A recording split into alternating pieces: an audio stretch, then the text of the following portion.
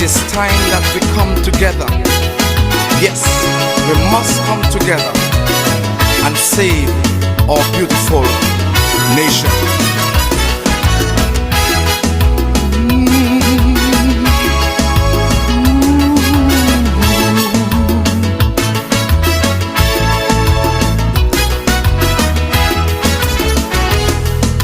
Ranger, somebody call. They cry out, hey, the country is heading for a fall. Come, come, the crime rate is rampantly rising. Innocent lives like flies, they fall in war. What can we do? They tell me, more robbery, rape, this thing is frightening. Like Satan in the country ruling. Come, lend a hand. Situation bad, we really want solution. So I tell them a nation that reject God is doomed, good God is doomed. Until politicians put God in the plan. Yes, we do. Until they put the Bible on the school curriculum. We do. Until blood brothers and sisters start to unite as one. Stop fighting each other down. Help to raise your neighbor's children. Break down the walls of religion. All the churches must come as one. Pray for the land. Unite and save tomorrow's children. Oh yes, oh yes. Save tomorrow's children. Oh yes, oh yes. Say a prayer for the land. Shalom.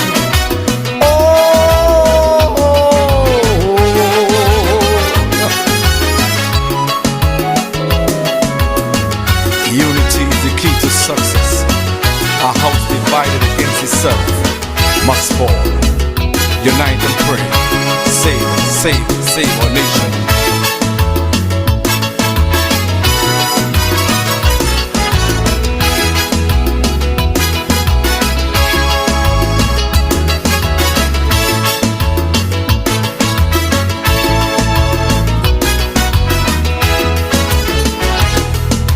Murder in broad daylight. Gangs on the street seeking to take another life.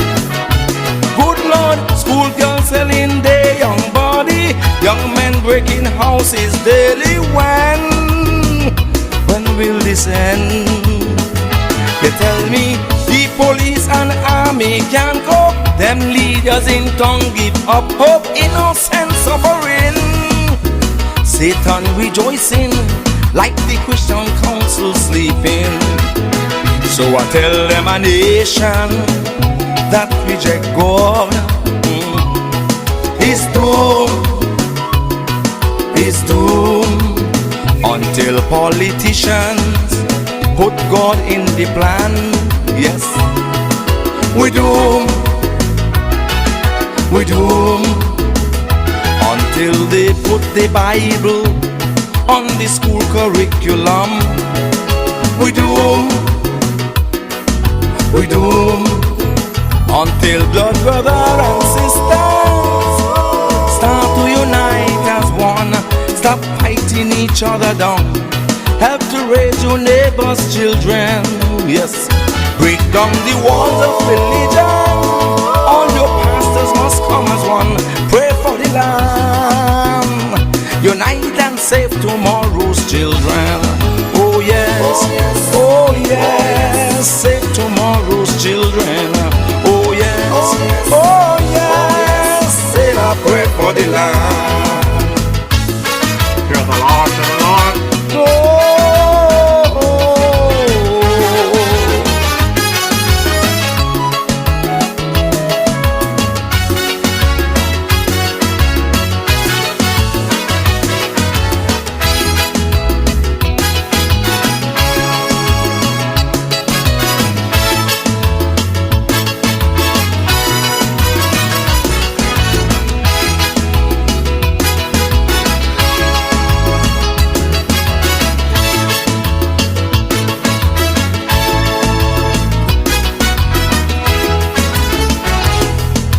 Gunmen roaming the land. In front of France, they shoot a young woman down. Good Lord, Saddamites want to take over, trying to influence or lead a no same-sex marriage. Look at the rate of unsolved murder. Who helping the undertaker rob rich neighbor's house? You dare not look out, or some madman blow your brains out. Look, I tell them a nation that reject God is doomed, is doomed, until politicians put God in the plan. Yes, we doomed, we doomed, until you neighbors start getting along. We doomed, we doomed, until my people who are called by my name will humble themselves and pray and turn from their wicked ways. Then I will hear them and heal their evil land and restore peace and love back to the nation. Oh yes, oh yes, oh yes, only God will heal the nation.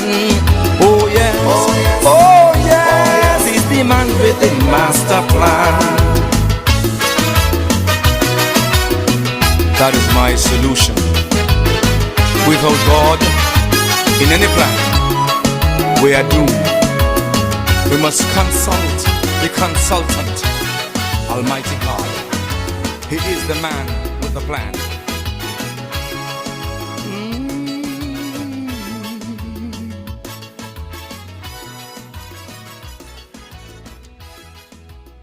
Sounds of the Lord, Ranger there. Message to the nation. I'm DJ Mauricio, and I'm coming to you live and direct from my bunker here in the Republic of St. Paul, St. Kitts. Yes, you heard me right. I'm still here in the good old Federation of St. Kitts and Nevis. Today, July 30, I'm coming to you with a continuation from last Wednesday's podcast. There's a lot to follow up on. A lot has happened over the last couple of days. I have a guest going to be joining me this evening, Brother Benta, who made himself available for the continuation of this conversation. So I look forward to having that conversation with Brother Benta in a few. But for those of you who may be scrolling the web, running to us and wondering what this podcast is all about, let's take a quick listen to the ad for DJ Mauritius platform. Wednesday evenings are heating up. Log on to DJ Mauritius' Facebook Live broadcast every Wednesday evening from 6 to 8 p.m. It's a frank and candid exploration into the social, cultural, political, and economic issues affecting our federation. And just in case you missed it, you can also catch the broadcast on his YouTube channel, DJ Mauricio. Subscribe to the channel on YouTube and smash that bell. You will be notified whenever he goes live. DJ Mauricio, every Wednesday evening, Facebook 6 to 8 p.m. or thereafter on his YouTube channel, DJ Mauricio. Log on.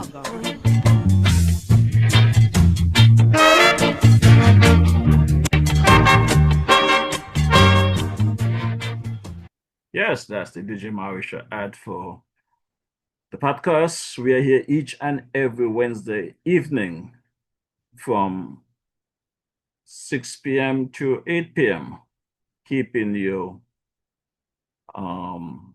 informed of the happening in our beloved federation. So just before we get into the conversation, I want to drop a quick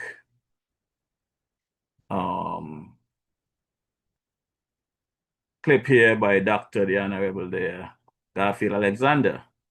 Please take a listen and then we'll jump right into Brother J.A. Dwyer Astafan's commentary. DJ Marisha, I don't want you guys to take your eyes off him. Remember, he's been around for some time. Let's go back to COVID and lockdowns. The gentleman came in, was locked down in quarantine, and then realized the total hypocrisy, tyranny, and oppression of the then administration during our most horriblest time. Spoke out. Not only spoke out, became an activist. And then you know what he did? Organize and centralize. And he never stopped organizing and centralizing until Timothy was gone. I don't even want to talk about the involvement he had before and the Douglas administration and the Harris. We ain't gonna talk about that. I'm just talking that during COVID, that man, both on this front, locally, and in the US, waged war against tyranny and oppression.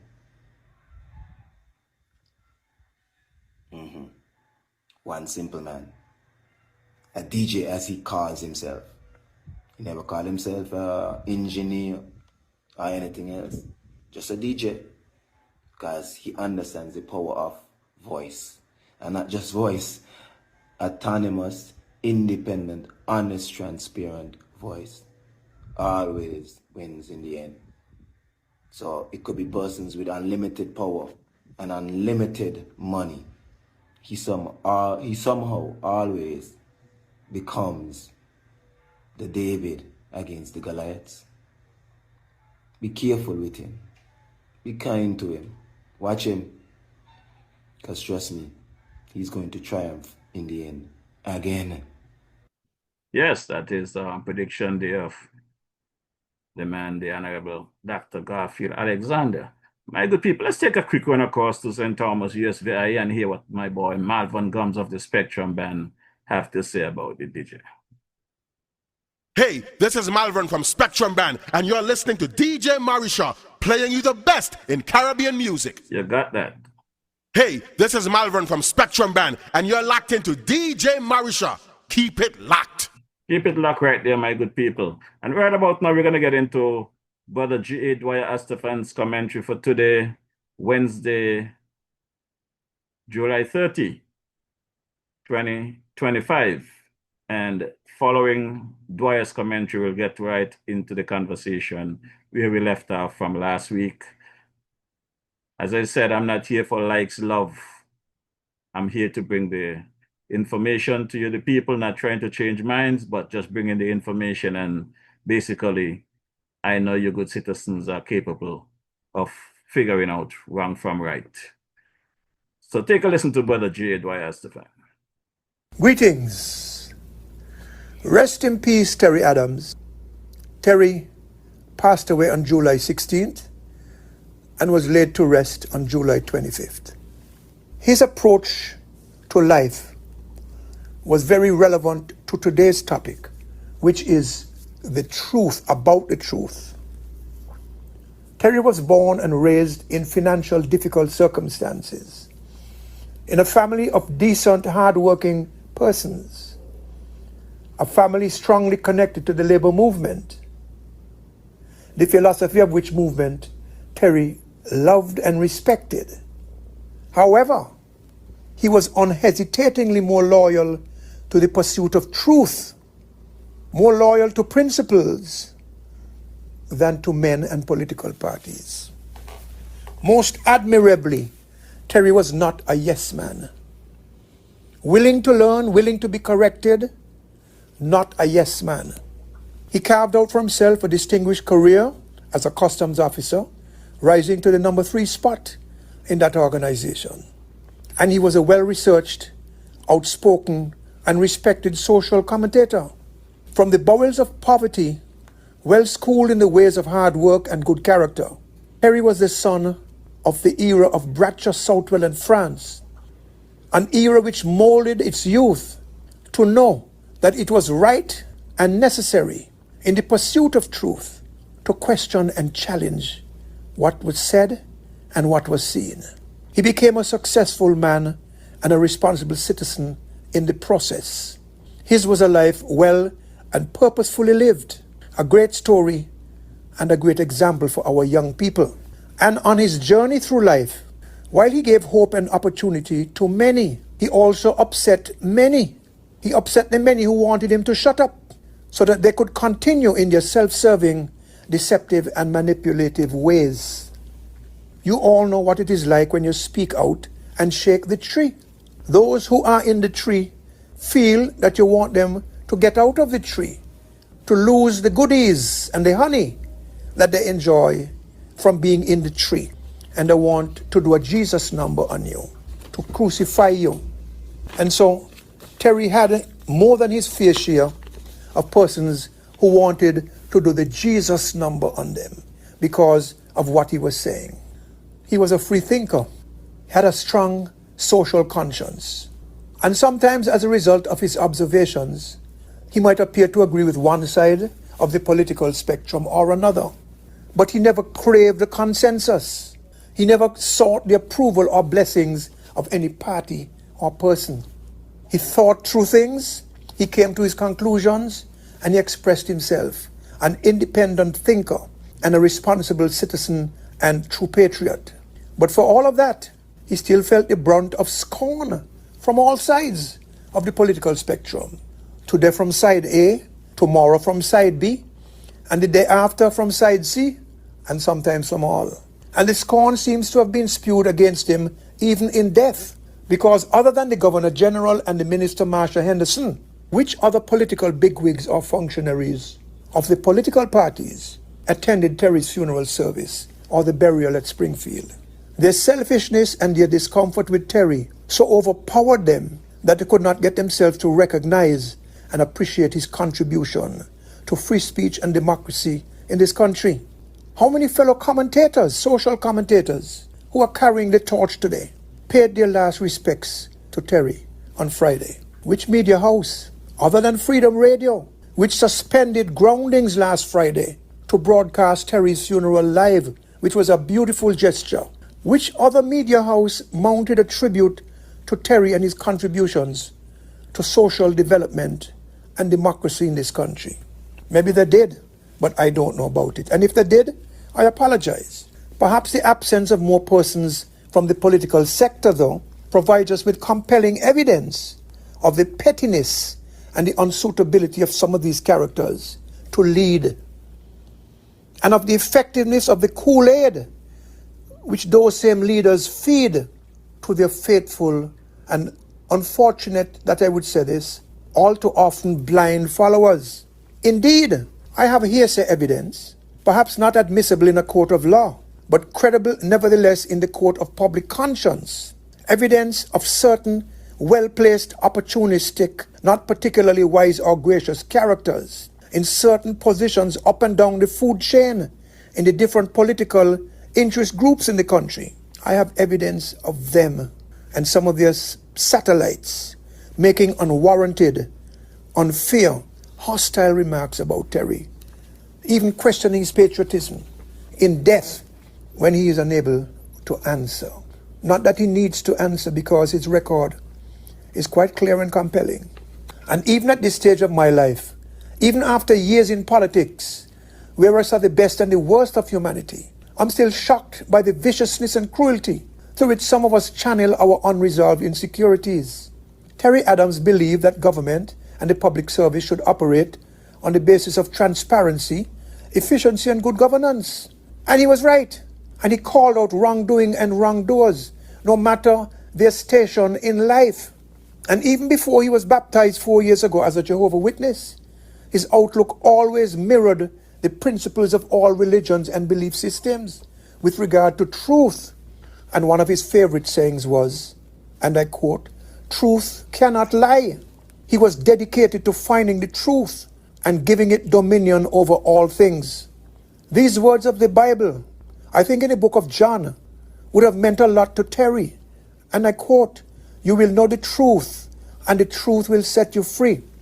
Terry realized that the only thing that could free you from imprisonment of body, mind, and soul is not only the truth, but our knowledge and acceptance of the truth.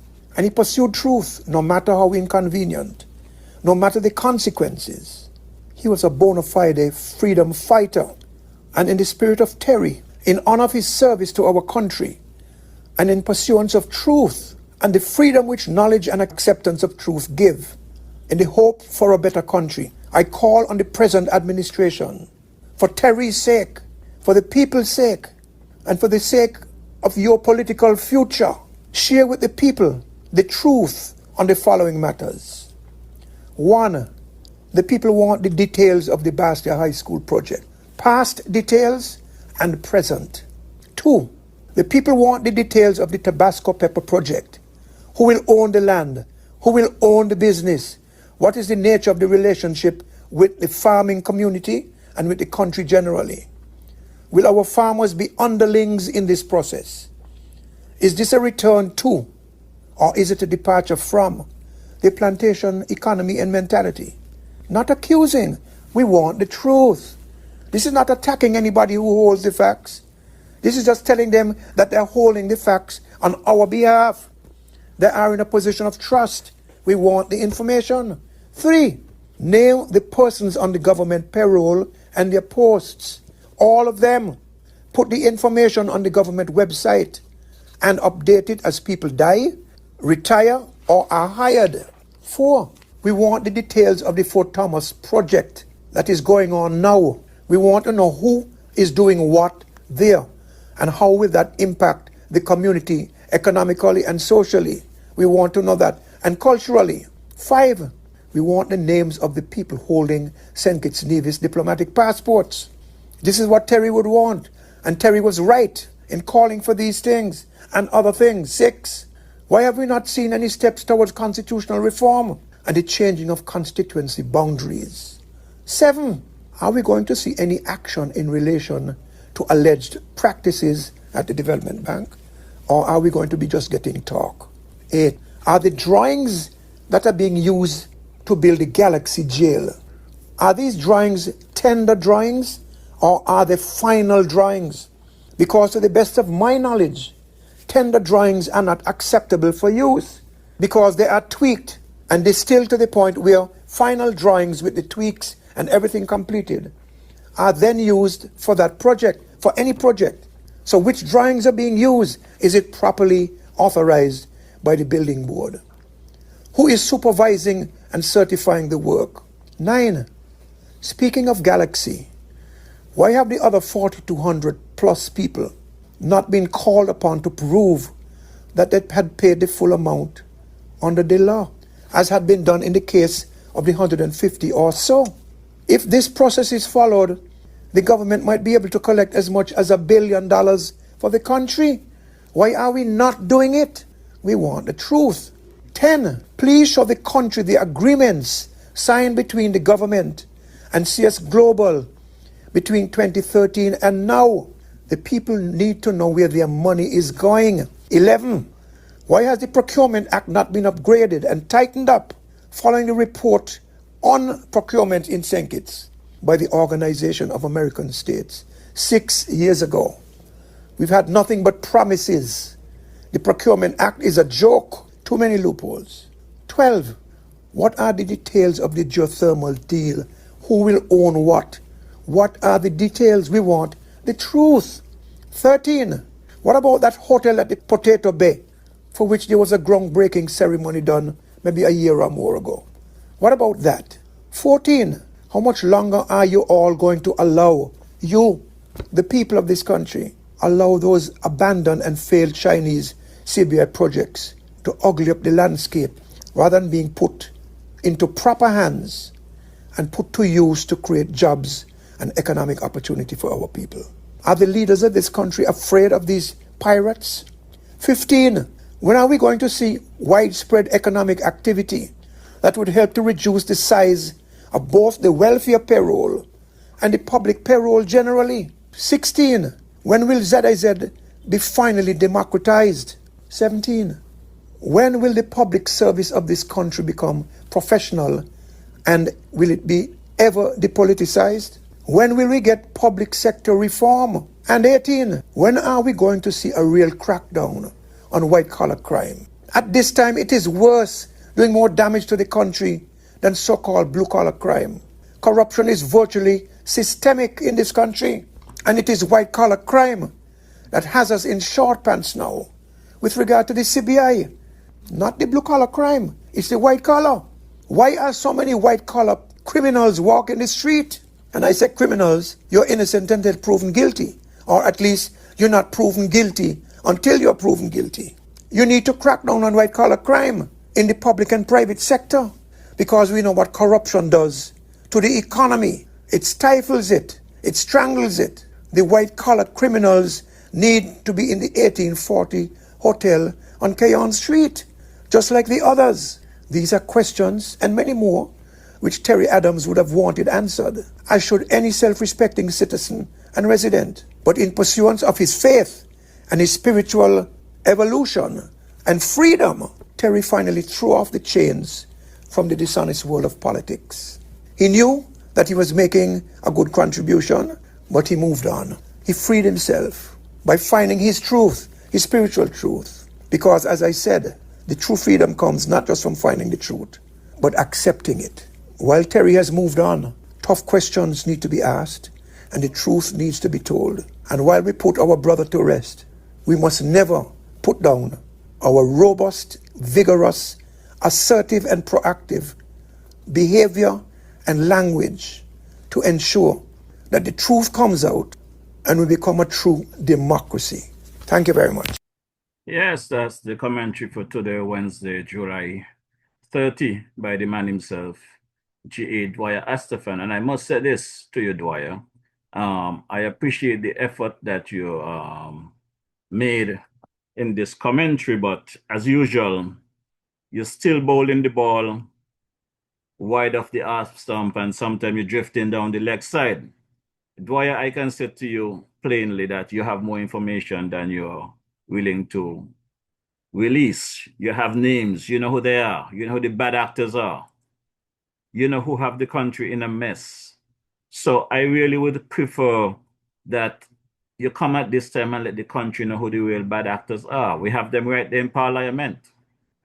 As a matter of fact, I'm going to help you out this evening, Dwyer, because you made some statements sometime back in one of your commentary that the Prime Minister was unofficially informed of the situation at the prison project there, and with the Galaxy chaos, with some 5,500 files was awarded to Galaxy for that prison project. The Prime Minister, in his own words, have called this thing criminal, and claims that any Prime Minister, any government that did this kind of thing to its country should never be able to face the country again for re-election.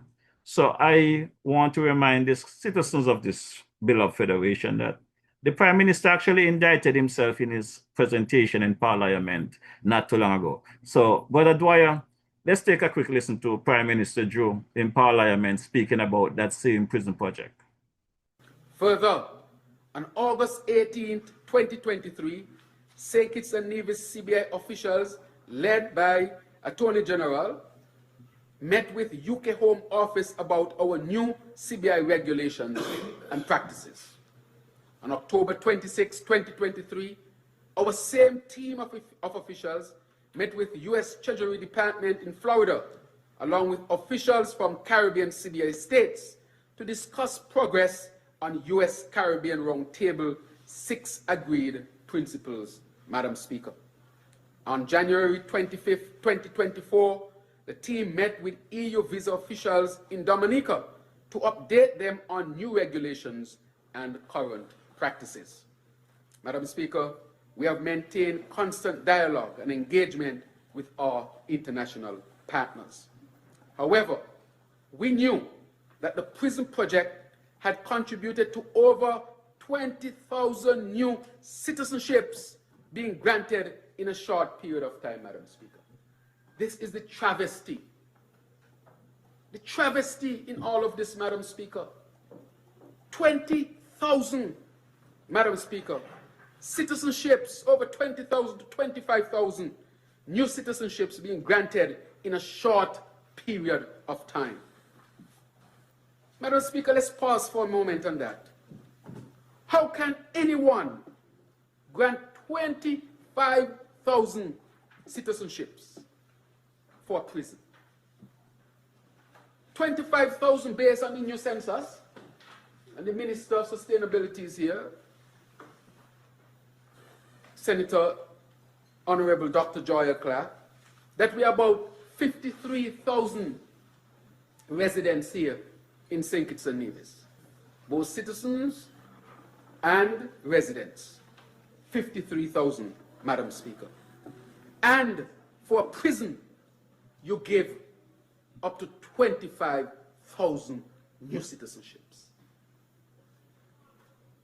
Madam Speaker, this is a travesty. It is borderline treason. On a prison project, you have granted citizenships to up to 25,000 citizens, half of your population. Madam Speaker, if any percentage of those persons were to come here, what will happen to St. Kitts and Nevis? But nobody was thinking about St. Kitts and Nevis. People were thinking about themselves, Madam Speaker. Putting self above nation. This is a travesty. And I want history to record that I informed the people of this. Our children must know this. Our grandchildren must also know this. This cannot be hidden from the people. This is a travesty, Madam Speaker. Any leader who grants 25, 50% of your population in citizenship by investment over prison, any leader who does that, Madam Speaker, should never be able to face the people again. Madam Speaker, this hurts badly, you know. Each time I watch the number, I call the AG. AG, is this real? Is this number real? 25,000? Over a prison project? In such a short period of time, committing the country to this? Committing the government to this?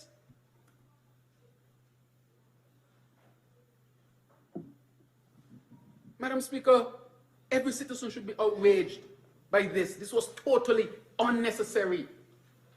Our country should not have been subjected to this risk, Madam Speaker. My good people, Brother Dwyer Astafan, this might be the only truth the Prime Minister have ever told since I know him. Now that I have been in a position to evaluate his words and his deeds, his bad deeds and his good deeds, the Prime Minister is correct in this regard.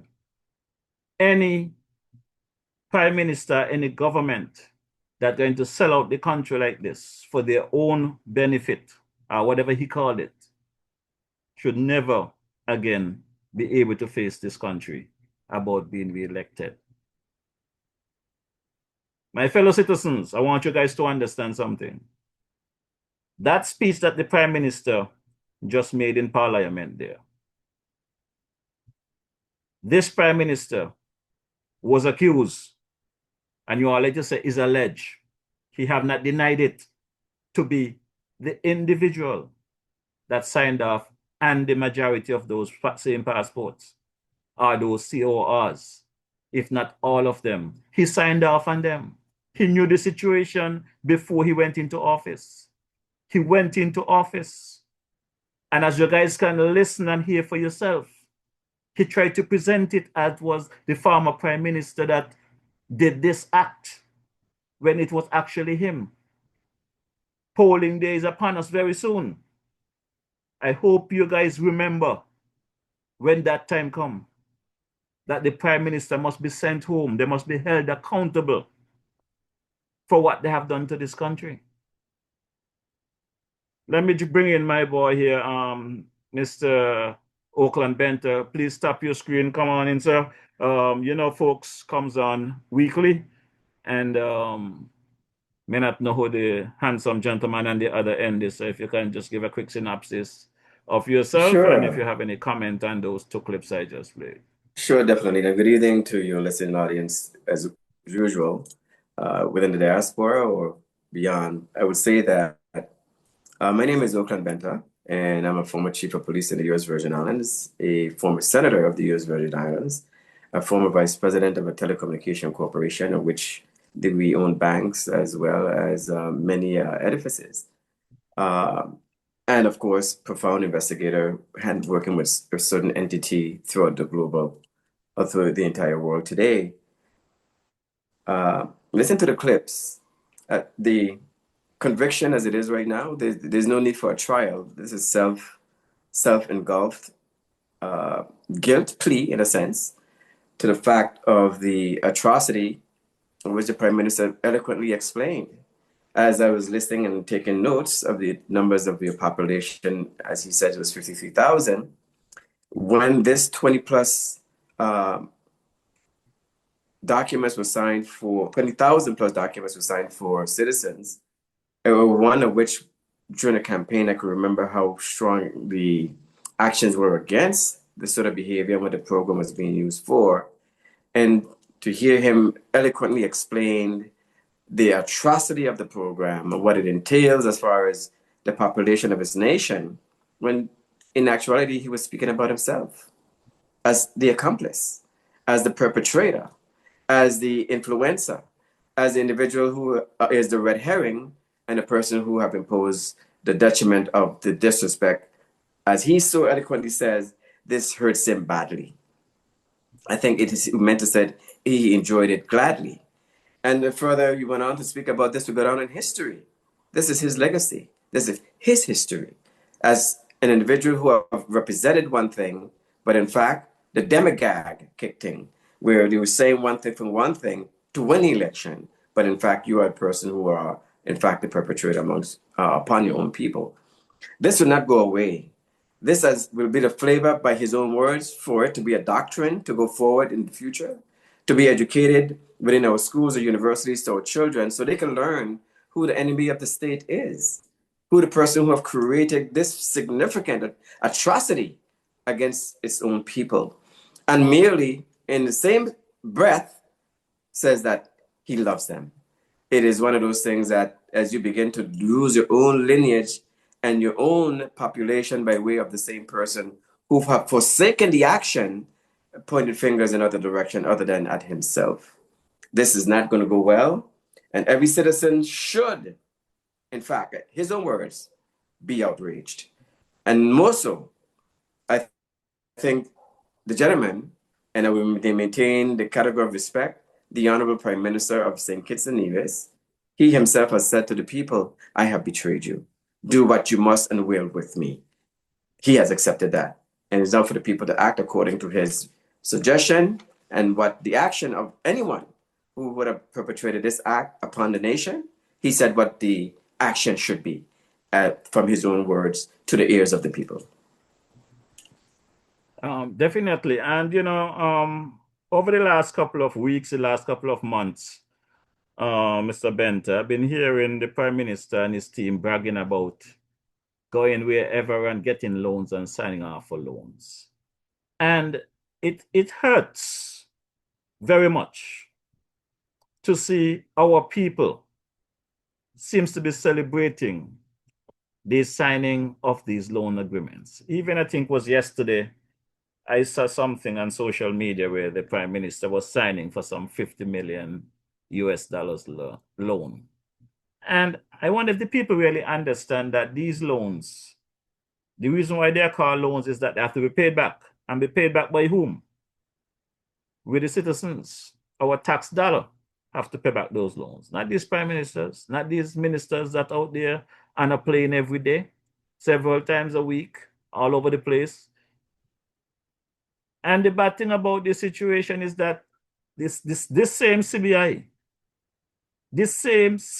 that we're speaking about, the country's money, the people's money, that is sitting somewhere in some foreign bank account, more than the money that they're borrowing. If it was here for the people, if it was here for the country to use to fix the economy, to circulate in the people's pocket. Citizens will not be crying how things hard. Citizens will not be crying that Labour is the problem, Drew is the problem. The Prime Minister himself stood up in Parliament and spoke about bad actors with the CBI issue. But he knew who the bad actors were. And I now realize that he may have been one of those bad actors, because he seems like he had not only played a role in, as I would say, enable the bad actors, he made it legal because he signed off on these documents. Let him come to the country and tell the country whether he did or not, or where the money is. Because from all aspects, we are told that he signed off on most of those CORs. I've heard it said by several individuals, including the past Prime Minister. I have not heard him deny any of this. I have visited the prison project for myself. It's in full swing. Just a bunch of Chinese folks up there doing work. And as Dwyer said in his commentary, and I know Dwyer no better, because Dwyer and I had this conversation in his office. I was informed by someone who was a part of that project that there was never any paperwork filed for building permits for that project. There were drawings, but in terms of construction permit, none was requested. So that building going up there called a prison, it may very well be an illegal project taking place by our government under the eyes of the government. When you walk around town, you hear them a couple of weeks back taking video showing the Bastille School starting, the desalination plant, something going on. They picture all over the place. Why they're not taking the cameras to the prison project? Why that is off limits? Why the Ramada Hotel is off limits? Why many of these other CBI properties that are sitting there, wasting away, off limits? Where is the country's money? Who have the money? We know. We have a pretty good idea, thanks to the MSR RICO lawsuit. Thanks to that, we know where some of those monies are. And Mr. Benter, you know, this evening, I had a very good read up last night. You see this document?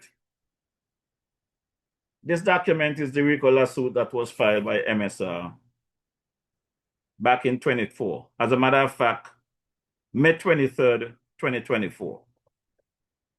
And I do not know if you was following the conversation back then, but this file is about 3/4 inch thick. This is the amount of documentation that was filed in that case. About 3 or 3/4 inch thick file, right? And as I read the people involved,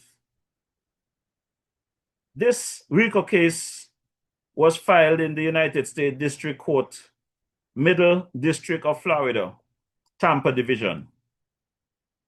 And the headline is MSR Media, SKN Limited, MSR Hotel and Co. Limited, MSR Media International LLC, and Philip Martinez, plaintiff. And the defendant in this case was Lescan for Caribbean Galaxy. Now, Lescan, Caribbean Galaxy Real Estate Corp., Caribbean Galaxy Real Estate Limited, Ying Jin, Timothy Harris, Denzel Douglas, Carib Trust Limited, Farron Lawrence, St. Kitts Nevis Anguilla National Bank, and MC Claude Emmanuel. Now, if you was following our news back in the days, these charges are some very serious charges, big man. I'm not even going to go to them right now. But whenever anyone have an opportunity to read this file case, it's a very serious case. And when this case was filed, this was the case that produced the bank statements that MSR Media has in their possession at this time. Prior to this case filing, there was no bank statement. So you must imagine that with the bank statement at this moment to satisfy the claims in this case, the problems that we have here in our beloved Federation of St. Kitts Nevis and these people. Another thing I want to highlight is that when the Prime Minister was speaking at his square table, wherever he was in Parliament, he was speaking about his name was that name in that lawsuit. And he was asking the citizen, could you imagine if his name was in that lawsuit? Well, his name might not have been in that lawsuit, but there's a lawsuit where his name is mentioned in. And this lawsuit, case number SKB HCV 2024/0087. And this case was filed with the Eastern Caribbean Supreme Court in the High Court of Justice, St. Christopher Nevis, St. Christopher Circuit.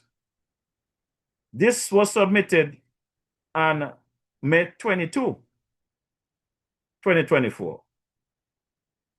So apparently, this case seems to have predated the one in Florida by a day. And this particular case is between MSR Media SKN Limited, who is the plaintiff, and the Honorable Dr. Terence Drew, in his capacity as Minister of National Security, the Federation of St. Christopher Nevis, as the defendant. And this was the judicial review. Again, there's a lot of information in these cases. And no matter how we turn it, we cannot get away from the fact that Dwyer knows more than he's saying. The AG knows more than he's saying. Because in this document that was filed in Florida and again in St. Kitts, filed in St. Kitts on the 22nd of May 2024, and in Florida on May 23rd, 2024, there is a WhatsApp.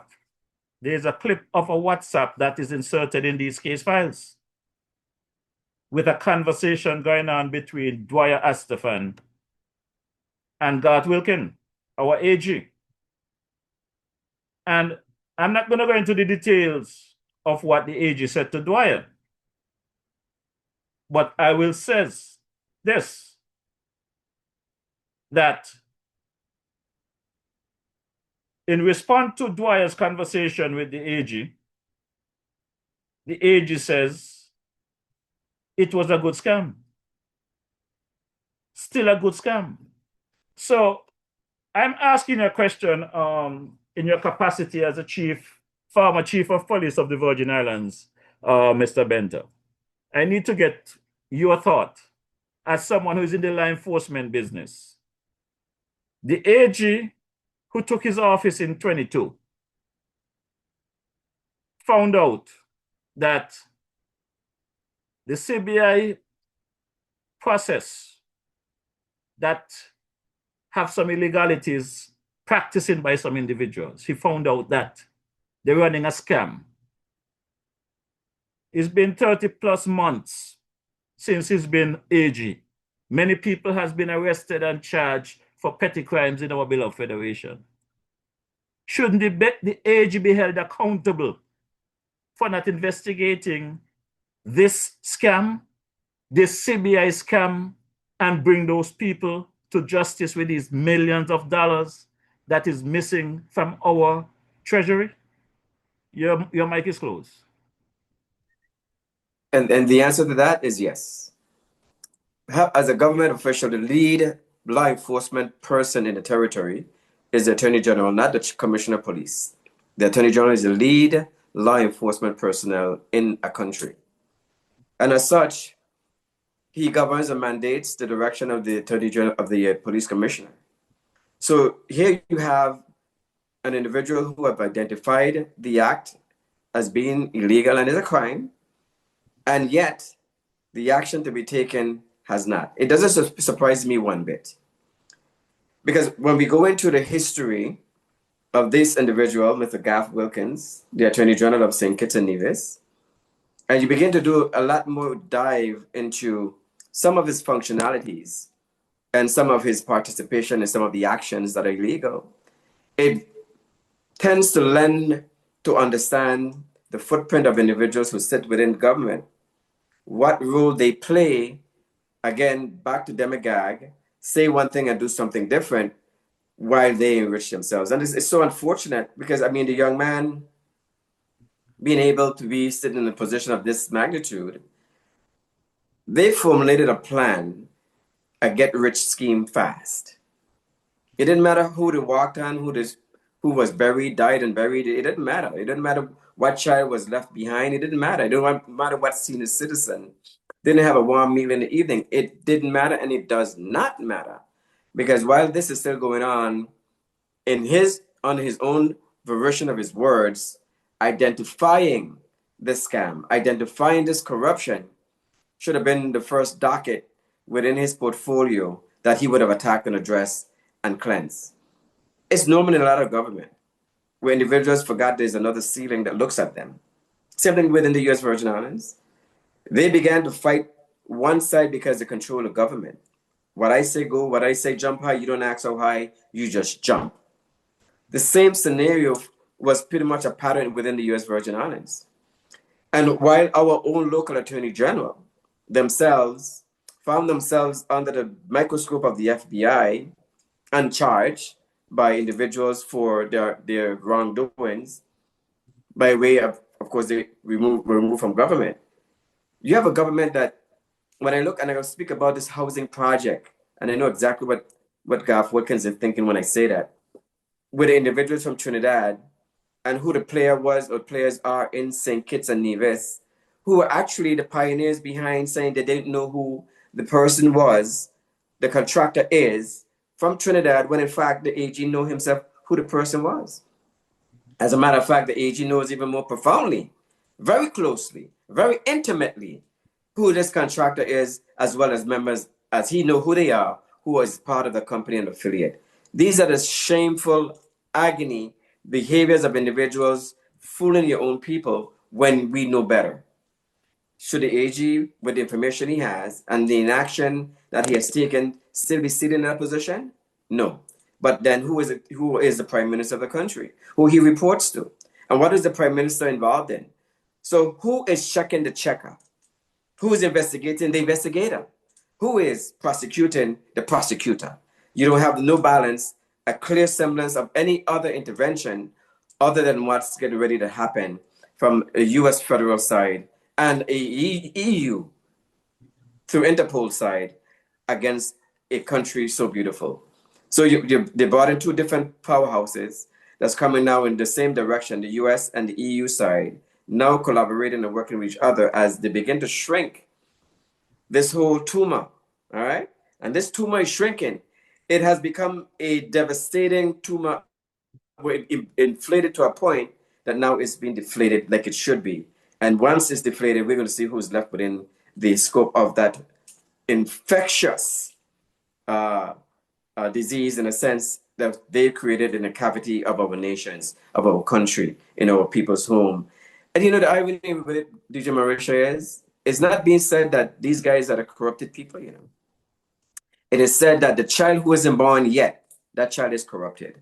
It is said that the child that's in school, that they are corrupted. It's said that the senior citizen who have left golden footprints in the sand for all of St. Kitts and Nevis, that they are corrupted. It is said that the deacons and the ministers of the churches, they are corrupted. It's said that the doctors and the nurses and the police officers who work hard, that they are corrupted, because everyone is in one bushel, one basket. That the people of St. Kitts and Nevis are corrupt.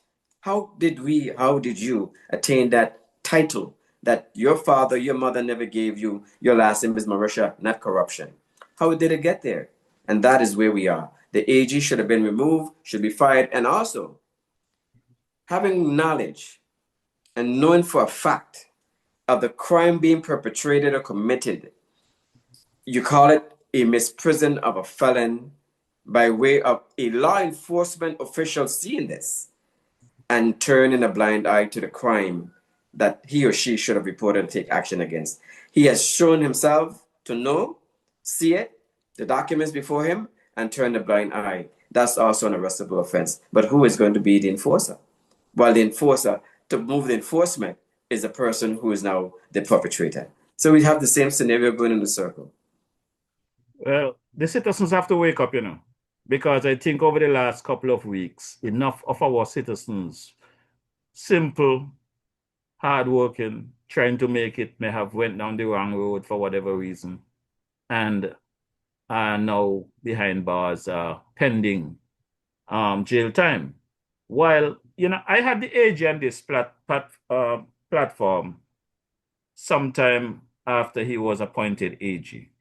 And I defended him as a young man that I know, because I figure, well, man, you did not pay your Social Security for your worker one time, you forget. People make mistakes, give him a break. But it's months later, if not, well, weeks to months later, I found out that it wasn't a first time, it wasn't a one-time thing. This man break the laws regular, and I found out later that there are several people who has lost their businesses, lost their life over this kind of behavior. So let's hear what a judge had to tell us. Don't take it from the DJ. This is a judge telling us about the situation in regards to the AG. Maybe Mr. Wilkins should be disclosing what's happened. Maybe Mr. Wilkins should disclose that he had failed to pay Social Security benefits for 15 months on one occasion, on another occasion for 5 months, and another one for about three or 4 months. And all of that is contrary to the law. And it is not a simple matter of just saying, oh, you just pay the fines. Because what you expose yourself to there is criminal action. And isn't this something that should be told to everybody? That if you do not pay your Social Security benefits, you are liable to be prosecuted. You hold yourself up for that possibility. So again, Brother Benter, the citizens themselves, it is clear that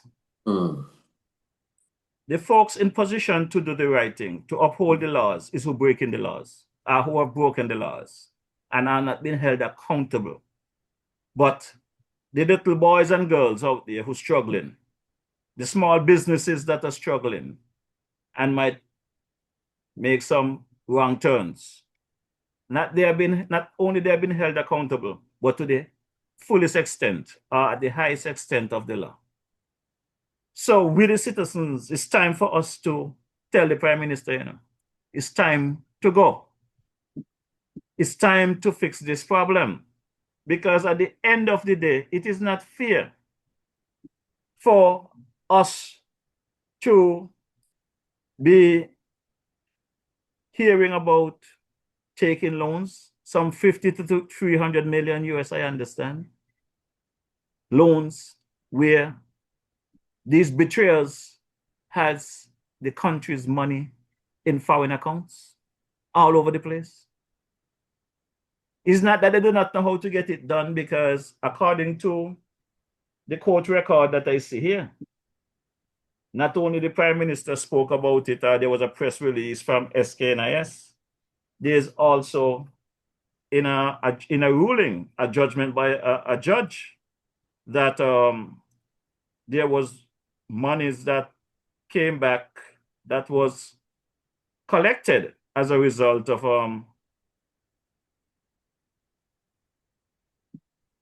the fraudulent passport. They already collected monies for 32 fraudulent applications. I think some 13 citizenships was revoked. So if it was 5,500 files, and you already collected the additional monies from 32, So what happened to that, all that money you have out there? The Prime Minister trying to tell us that some 400 million gone down the drain. Gone down the drain where? The Prime Minister and his team, if they really want to make good and give the citizen a fighting chance to believe that they mean good for this country, reach out to MSR, get the necessary documents, because I know they have them already from the court case. But I'm just saying, if they can't find them, MSR have that information, Mr. Martinez have that information. Instead of out there borrowing monies that the citizen have to pay for, and the grand and great grand to come will have to pay these bills. Collect our money now. You have bad actors sitting in your parliament with accounts overseas. There are some citizens in this country who are small millionaires and big millionaires from our CBI, while the majority of the country is struggling to survive. Small businesses struggling. The poorest of the poor are struggling. On a daily basis, people are meeting me in the street and complaining to me. And I said to them, listen, go ask your Minister of Finance, where's the money? Who have the money? Because he knows. I'll challenge him that he knows. We campaign on these things prior to 22. He was elected in 2022.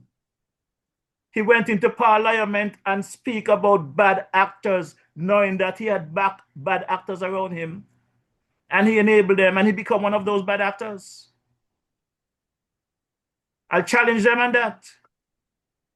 This prison project, as the Prime Minister says, none of them should have the nerve to come and put themselves up to be re-elected after what they have done to this country.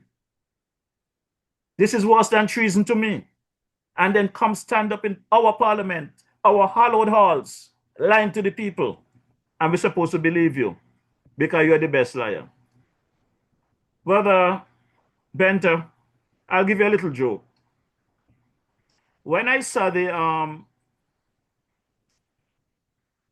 first documentary at the office of Mr. Martinez, attorney, and I reached out to the Prime Minister and let him know I think he should try and see this documentary before it becomes public. The whole idea was to save us from this kind of embarrassment that we're dealing with right now. And the Prime Minister went on his rampage and tried to give the impression to the country that some mercenary sending him some message about documentary and telling him they're only a phone call away. Brother Benter, I have made several speeches throughout my life at funerals and otherwise. I have many people I have assisted. And whenever I end my conversation, it's always I'm only a phone call away. Even to you, I would say these things too. And the Prime Minister never take it as a matter of fact, he welcomed when I said that. And I went by looking through my clips not too long ago. And I ran across a clip where there was someone identified themselves as the Nuts Lady called into the program with EK and the Prime Minister and Freedom FM, accusing me of some things that I did not say. And I call him to clarify. And at the end of that clip, like I always say to the Prime Minister, I am only a phone call away. And the Prime Minister accepted me saying that. He was all happy and smiling. So why would he want to come now to try and make this WhatsApp like somebody demanding something from him? So let's take a listen at this clip from Freedom FM, just for the benefit of the folks online. Yes, good afternoon, Brother EK. Good afternoon. Honorable Prime Minister. Good afternoon. Dr. Terrence Joe. DJ Marisha here. Yes. I'm here looking at you guys doing your thing, and I must say you look very relaxed. That is very good. I'm calling in because I heard a caller call in there said she was the nuts lady. And I just want to put it out there for the nuts lady and everyone in the Federation, or wherever Freedom FM may be heard, is that we know what happened on social media these days. Folks take clips from various broadcasts and use it the way that they wish to use it. I realized someone sent me a clip that someone chose to take a clip from one of my programs I did some weeks ago. As everyone is aware, I do a Wednesday evenings program on Facebook Live, speaking about the happenings in the Federation of St. Kitts and Nevis. And that program, I know it went in excess of 2 hours. So for someone to take a 30-second clip where I am saying to the Prime Minister, pay attention, the writing is on the wall in regards to Baby Brantley over there in Nevis. It's unfortunate that people out there not really pushing the real issues. I can say publicly, and I want to say publicly, EK, I am one that came on the stream with the social media because of what the former administration did to us during the pandemic. And due to the request of the general public, my program is now, that should have been 14 days, is now heading for 3 years and running strong. Now, the Labour administration under the leadership of the Honourable Dr. Terence, in my view, is doing a very good job in a very short time. A lot has been done in 9 months. Ain't no question about that. But if we want to be real and be realistic, many of the things that the Prime Minister just outlined about the situation at the hospital, the lack of water in the last 7 years, and that team administration, the CCM with PAM and the PLP with Baby Brantley across in Nevis, there was a part of that issue, and the same issues is in Nevis. And as someone that listens to the people and speak on behalf of the people, I want to believe that the Prime Minister can appreciate the fact that I am relating to him via my medium what the people are saying. And though Kittitians and Nevisians across the diaspora, across the globe, welcome him to come and mingle with us and talk with us and update us on what's happening in the Federation, the Nevisians in Nevis are saying they are 2 miles across the waters. They are asking for the same thing. And I have said this to the Prime Minister privately, and I've said it publicly. At his convenience, he needs to take a trip across to Nevis and meet with the people of Nevis. I also invite him to join us at Cabos on the 18th of June. We will be there playing some domino meet and greet. And Ike, you're welcome to him.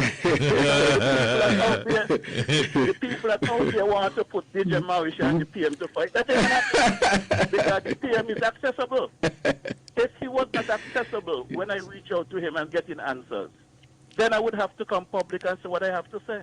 But the Prime Minister is very accessible. The Attorney General is very accessible. So DJ Maurice, I have no problem with them. Right. So that the pundits continue to do what they're doing.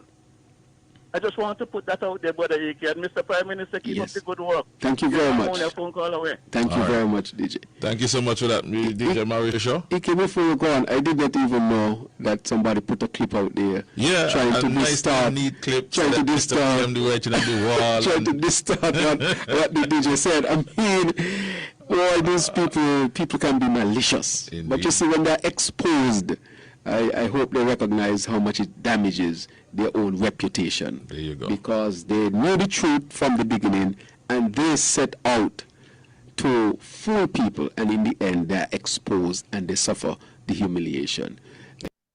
So, Brother Bento, tap your screen, open your mic. Again, that is a clip for you to see the relationship that I had with the Prime Minister. I always said to him, I'm only a phone call away.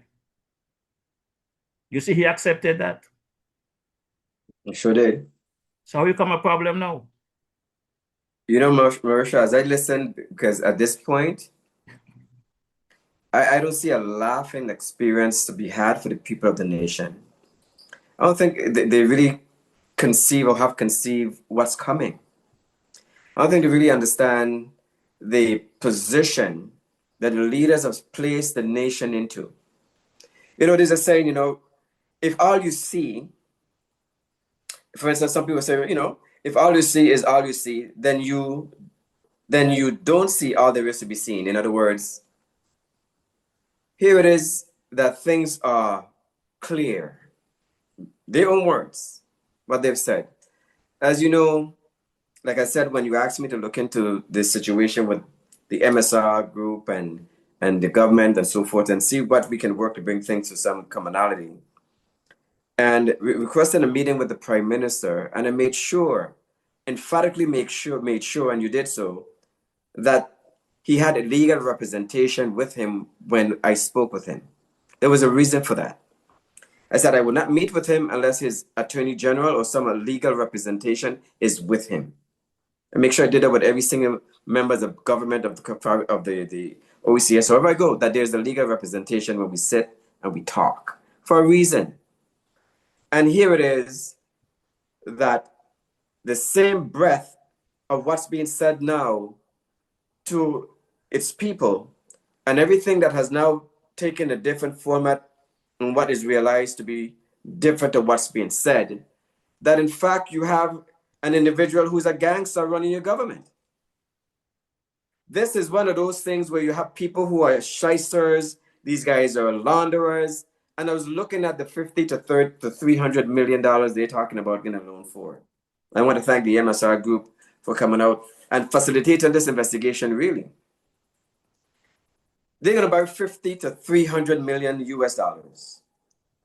They're going to work that $50 to $300 million and working to pull part of what they have hidden somewhere else to make it a legal tranche of funds to hide certain things. I said, and I said, that's what's going to happen.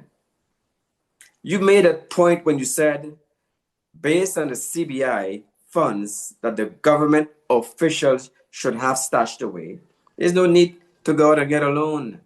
There's none. The action that should be taken, that the people of the nation, okay, all of your criminals, because I'm going to add the name, because your Prime Minister and your AG has labeled you guys up, giving you that name. If you don't stand up and fight for your name, then I will label you as criminals as well. I took a step in the U.S. Virgin Islands because it was labeled that the people of the U.S. Virgin Islands are criminals. That's what we said. That's the label that we had. And I took it upon myself, and I've spent my time in Washington, D.C. with many members of different areas of the federal agencies to attract them based on information one man has and properly documented to the point where it became a reality by a mere fact of communication. That we had our public officials, elected officials, who are criminals to the core, criminals and implicit criminals that found their way into being elected and used the position to continue their crimes. It was a laughable thing, like many are laughing today in St. Kitts and Nevis. It was a laughable thing in the U.S. Virgin Islands. I jumped out against this guy by the name of Jeffrey Epstein. It was a laughable thing. Or Benta talking nonsense. Epstein is a reputable person. This was the U.S. Virgin Islands. There was nothing wrong with Epstein. Our government officials put him up in Government House. That's what they made his address, and his registry was the address of Government House in the U.S. Virgin Islands. The governor's house in the U.S. Virgin Islands. The people's house was his address in the Attorney General's office as a convicted pedophile. Our government, through our legislature, moved legislation, tried to circumvent the federal laws to accommodate this individual ability to travel throughout the world without being detected. Our BI government, and as such, I remained steadfast. While being a laughable item, it impacted my political career because everybody saw you mess with reputable names. These people are well-to-do, upstanding. These are our creme de la creme. Don't you dare walk this line and call their name. I stood firm and I continue to do it, but needed to be done. While the same community, you right now, you're trying to do it. The community you're representing and trying to defend and keep them whole to understand, I am here to fight for you. A lot of them laughing at you, thinking you may be a troublemaker. But when this dust is clear, it will be cleared. And as such, throughout the investigation to the U.S. Virgin Islands, from 2019 to present, we've arrested over 4 key positions of individuals in the U.S. Virgin Islands by way of commissioners and directors, to include the police commissioner, to include the person who is in charge of the purse of the government, of Office of Management and Budget of the funds of the U.S. Virgin Islands, to include an individual who is in charge or was in charge of the housing authority sort of rebuilding of disasters of based on homes that was destroyed for the hurricanes. And then we have over some 30 plus individuals who have not been carried before the judge, indicted, yes, but not carried before the judge because they are providing information as we realize it's real. It's the same thing you have going on there now. These individuals, I smile not at them because I know what the Prime Minister tried to do with me and I want them. He still haven't acted and arrested me yet. And I take this very personal for those people that I've met over the years and my family going back to St. Kitts that he doesn't even know, even the same Monkey Hill area where he, well, anyway, I'll leave it there. We are at a time today, people, those who are watching this podcast, if you think that your name has credibility, check more clearly. In every arena, money laundering, corruption, St. Kitts is at the top. Antigua was there. Antigua no look like a saint in comparison to what's going on between St. Kitts and Nevis. How did you get there? How? International terrorism, sleeping cells, people who put bomb on themselves and walk into a crowd and detonate themselves. These are the sort of watch that's coming through St. Kitts and Nevis because of what you've attributed to your CBI program. While at the same token, you're getting rich, but there's plans by these and other people for what they have planned outside. How do you understand? How do you know that here it is, your Prime Minister said what he said, and it's a laughable item for these people today? There's no laughing matter henceforth. The people of St. Kitts need to know, and Nevis, you need to know that what is coming down the road. Listen, you got banks in Nevis, and I'm talking to the Premier over there as well, where these guys, even from the Virgin Islands, coming in there and depositing money in your bank because it doesn't go through the affiliate banks or through the U.S. banks. In their mind, straight off to Dubai and other places. Right out of St. Kitts. I mean, Nevis, sorry, right on Nevis. It's happening right now. Yes, the governor of the Virgin, I'm talking about you, all of you who have been there before doing what you're doing. Because at the end of the day, I will say to the people in this podcast, I can stand in the shadow of a grace that says you are covered. Because at the end of the day, you speak truth. You bring facts and you stand your ground to deliver for your people. Everyone is sucking on a nipple right now in St. Kitts and Nevis, and it's what they sell to you. You elected officials, you're sucking on the nipple of what they deliver.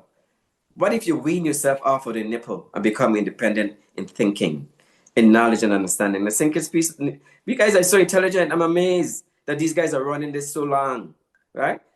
When it comes to speaking, and we said that the other day, I love how these individuals who are speech writers and so forth, so these guys put it together, right? But the words on paper is not the action really being taken. The words are just words on paper that read that facilitates the confidence and the trust in the person. But the words are just that on the paper. Look at the actions being taken. $50 to $300 million, DJ Marisha. They're gonna launder that money as far as bringing those monies from the CBI back to another door to justify the use of those funds in another matter for themselves. And it's just sad. And for the time I heard them talking about getting a loan when we know for a fact, and again, the MSR group, what they have and have provided to the Department of Justice and what's in there, guys, you're behind the 8 ball right now. You're way behind. It's things are way ahead of what you can comprehend. You know how to thief. You understand that. You know how to go into a candy store and put candy in your pocket and walk out undetected by the owner of the store, but you're not untouchable when it comes to the long arm of Mother Justice for the action you'll be taking against the world, really, because you've endangered a lot of people's lives with the action you've done just for a few dollars. Allowing this to happen, allowing bomb technicians, chemical warfare technicians, and all of the other attributes that comes with it that you've allowed to come to the programs. So now you have opened another door. You may get money to your pocket, but here now you have concerns of the world that you've placed many people in danger of. So DJ, I say to you, keep the information coming. Some of these guys I really admire. I admire a lot of the leaders of St. Kitts going back many years of what they've done. They've lost the way somehow. It's as if a spirit of something have just showered them with other thing other than what the concerns were when they first ran. I mean, the position as far as what some of these good guys stood for back then made the St. Kitts and Nevis one of the Mecca. As small as it is, a Mecca within the OECS, a Mecca within the world. and within just a blow of one nostril for money, you've lost all of that balance of structure, of dedication, diligence, and respect in the world to not be being placed. And if you read these articles, sink it, sink it, sink it. This guy got arrested, sink it. This guy got arrested, sink it. It's just crazy throughout the United States. I'm not hearing much of all the other islands. It is sink it, sink it, sink it. And we're talking the most notorious crimes in the United States, but these guys under the CBI program, sink it is number one. How did we get there? DJ, I tell you, but I yield it for now. But I say though that you do your thing, bros. The problem I have with this whole situation, Mr. Benter, when you first start hearing that St. Kitts National is arrested, St. Kitts National is at Guantanamo Bay and these things, people don't understand. No. It is not born Kittitians. No. And divisions. Correct. These are people that became nationals via our CBI. These bad actors that they have out there are caught in the web because they was already caught previously and could not travel the world. But given the opportunity to use our passport, they are now able to travel and they're getting caught. That's where St. Kitts even getting his bad name. I said this before and I'm going to say it again. It's either some people do not know what they're doing. They are just naturally criminals, corrupted people. They're trying to undermine the Prime Minister and the country, and they just don't care. Because at this point in time, I am of the view that the AG is not advising the Prime Minister properly. Is the AG making money on the side? I don't know. I could deal with that. Don't talk about it. That's the question that people need to ask. Mr. AG, are you making money on the side? I, Oakland Benter, ask you that question. Are you making money on the side, and who are you making the money from? I know he's thinking crazy, scratching his head. Yeah, something is wrong. This Prime Minister that I met, I am still at a loss of the switch, the individual that I met to the individual I'm seeing now. When I see the Prime Minister in Parliament and his round table, whatever, talking is not the same person. I'm seeing someone who is mentally ill. That's what I am seeing, someone who is mental, not the same individual that I met. He's not rational. Things that he's saying. If you listen to that clip that I played earlier in regards to the prison project, he's basically indicting himself. He knew how much CORs he signed off on. And the problem is, prior to the information that we have now, I can recall back when the government first took office and the journalists are asking how many passports was sold, how many have you signed off on, how many whatever, and he keep giving them the runaround. He sent them to Mikey Martin, go to the PS office. I'm going to give you some contact to speak to this person. A whole bunch of bull. Mikey Martin has since gone. Lescan is gone. Now we have my boy there, Brother Blanchett, in place. And from what I understand, the judiciary review that took place recently that was discontinued is because MSR, the case, did its job. MSR claiming there was underselling. The government was claiming that there was not any underselling. But then the PS came and signed an affidavit that they did an investigation and it was found that there was underselling. So how we end up here is because of all the bullshit that these guys are lying. I don't know what they discuss in cabinet. That cabinet on a Monday must have a whole bunch of weebles, a whole bunch of wood lice, crab lice. But it's a bunch of louse in that cabinet. Because all they're doing is putting the country in a bad light. They are making Timothy Harris and his Team Unity administration look like a saint. What they're doing now, making Timothy Harris look like a saint. That is why the people are calling for Tim. I mean, I have made it clear in my honest opinion, the damage that was done to this country by all these elected officials presently and of the past, they should never see government office again. They are DJ, the problem. if I was sitting in a forum of which the Prime Minister spoke of the clip he played and how he was so sympathetic, empathetic, and the animation in his presentation said, Madam Speaker, that's some strong, get ready for what's coming next. It hurts me badly, you know. This is what he said. It hurts me badly. He says, is this number real? Of a country of 53,000 that we can and now thinking give 25,000 people citizenship under the Citizen by Investment Program and list the percentage and capacity in comparison to your 53,000 people? Well, he himself signed over 20,000 himself. How despicable of a presentation when he's walking himself through, this is what I'm doing, but I'm going to make it a show. The point in another direction. Madam Speaker, is this for real? This hurt me badly, you know. I mean, how much, I mean, you talking to big men and women out there that say, okay, our Prime Minister have this handle and this, we're going to address this like it should be, and end up being the one signing the most of them, over 20,000 of them. So what does that say to the people of whom he was delivering the message to? That is what does this say about things about them who are listening to what he said to them too? And they know better. They know better now. They know better then. Those in cabinet knew. Okay. I can challenge those in cabinet knew. Mr. Benter, I challenge one of those people in cabinet, you know. Mm-hmm. Let me repeat myself because some people might forget the conversation. That clip that we are speaking about that the Prime Minister spoke in Parliament, you know. That is the clip I was playing one night. And following that presentation, I went after Timothy Harris. Mm-hmm. Based on the conviction presented by the Prime Minister. Mm-hmm. And while I was going after Timothy Harris, I received a message. That message was from Mr. Martinez.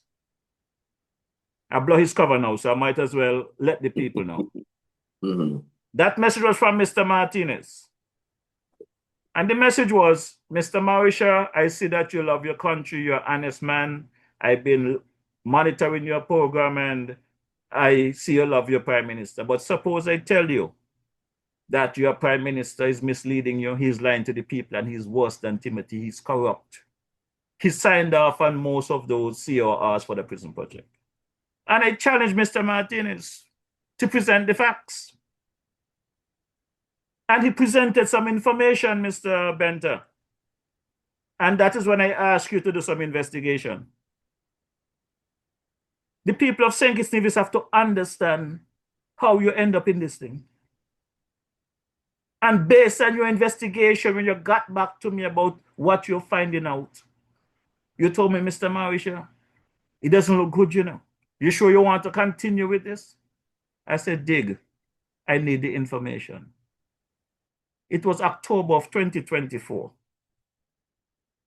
when you finally got back to me with some information. And I said to you that I don't want to be the middleman. I want you to say to the Prime Minister, open your mic, please. I want you to say to the Prime Minister what you're saying to me. I don't want to be no middleman. And I ask you, will you come to St. Kitts and present the information you have to the Prime Minister? Because at that point, mm-hmm. At that point, I was convinced that the Prime Minister was not aware of this information. Mm-hmm. On November 2nd, the meeting took place. You came into St. Kitts and that meeting took place. Mm-hmm. And I am saying it now because the Prime Minister bring it to the public so that the public get the facts. When I introduced you in that meeting, it was the Prime Minister, myself, you, and the AG. And when you started presenting The AG is asking, what is the ask? Yes. You continue speaking to the Prime Minister, you ignore him. He continue asking, what is the ask? There must be an ask. Is at that point I realize these people know about this shit. What am I get? How I end up here? How did I end up in this mess? And Mr. Benter, there was no way out of that situation once I heard what I heard. I am working for the Prime Minister. I am not going to support the lies. I'm not going to be a part of misleading the country. I am not going to quit. So I have to be the sacrificed lamb because I will not be lying for anybody. That meeting was supposed to be just a meeting to give information. That meeting never took place. Correct. That was the understanding. That meeting never took place. I do not know who gave the Prime Minister the bad advice to come to the country, to tell the country that a man came to his office to shake him down for $40 to $100 million. Somebody came to your office to shake you down for $40 to $100 million. You got the AG sitting in the room and the Minister of National Security, and you got at least 6 to 8 officers on the outside. And that man shake you down and left your office, and you're going to come days later, weeks later, to say somebody tried to shake you down? Well, what kind of pussy Prime Minister are you? You know what happened, DJ? He didn't know who was sitting in front of him. All he saw was another black face like his. And we're not calling the race card, but we disrespect our own because we don't have the capacity or the ability to be able to handle certain things at other levels. When he began to speak about he has information through the State Department, I looked at him because he has more information than me. This is the sort of picture he tried to paint. Didn't even know that an investigation or investigations were being conducted against all of the countries with this, under the CBI that has a CBI program. But I'm in this meeting with the State Department. I'm looking at him as a child who just learned to suck a lollipop and didn't understand that who sat in front of him, been in more meetings than he could ever be in at a certain level in this world, but really came to help, right? Really came to make sure that St. Kitts' name, Nevis' name, get removed from this tarnishment, and merely MSR because they became that whistleblower, elevated the anxiety of the United States side by, oh my God, finally a breakthrough at someone who is a victim, an entity that's a victim of this program. Now we have one. And while Mr. Martinez was presenting, the more the consumption was because information consistently, he made sure he went on and he did a lot of things to facilitate obtaining information that was so badly needed. And once that dust was cleared, with all information he provided, the information he provided has sealed the coffin of all of them. And I said it here plain today. That's why I said it's not a laughing thing for the people of St. Kitts and Nevis. The information that the MSR group obtained and what they provided to the State Department, that's why I was so a little upset with Mr. Martinez last week, because he's a whistleblower. And as a whistleblower, I got to protect him well. I got to protect information, right? And he means well because he's still trying to save. And I know his heart is bleeding because I know he realized that he has opened a can of worms that he can't close back. He can't put the worms back into this can. And that's why you saw I was so with him the other day, because I knew that, oh God, guys, listen, I'm trying to help here. That's what he's doing. I had hit a cuff across his head. You can't change the game anymore. You've already become a whistleblower. And it's just what it is. I know you love what you did for the people because he has spoken about the hardworking guys that he's hired for the movie scenes, the people at the hotel. And sometimes he's sitting there, you hear tears sort of crackling in his chest because he calls them by the names. I said, well, how many people? We done past 25, 30 names, 40 names. I said, you know all these people by name? I said, they were my family. I consider them to be my family. We were close-knit. And he kept going with names. Now, I can't say that about the last 100 names just like that unless I read them from paper. He spoke them out. He reflected who the mother is, who the father is, who was in Nevis. And he just went on the line. I mean, I felt that pain.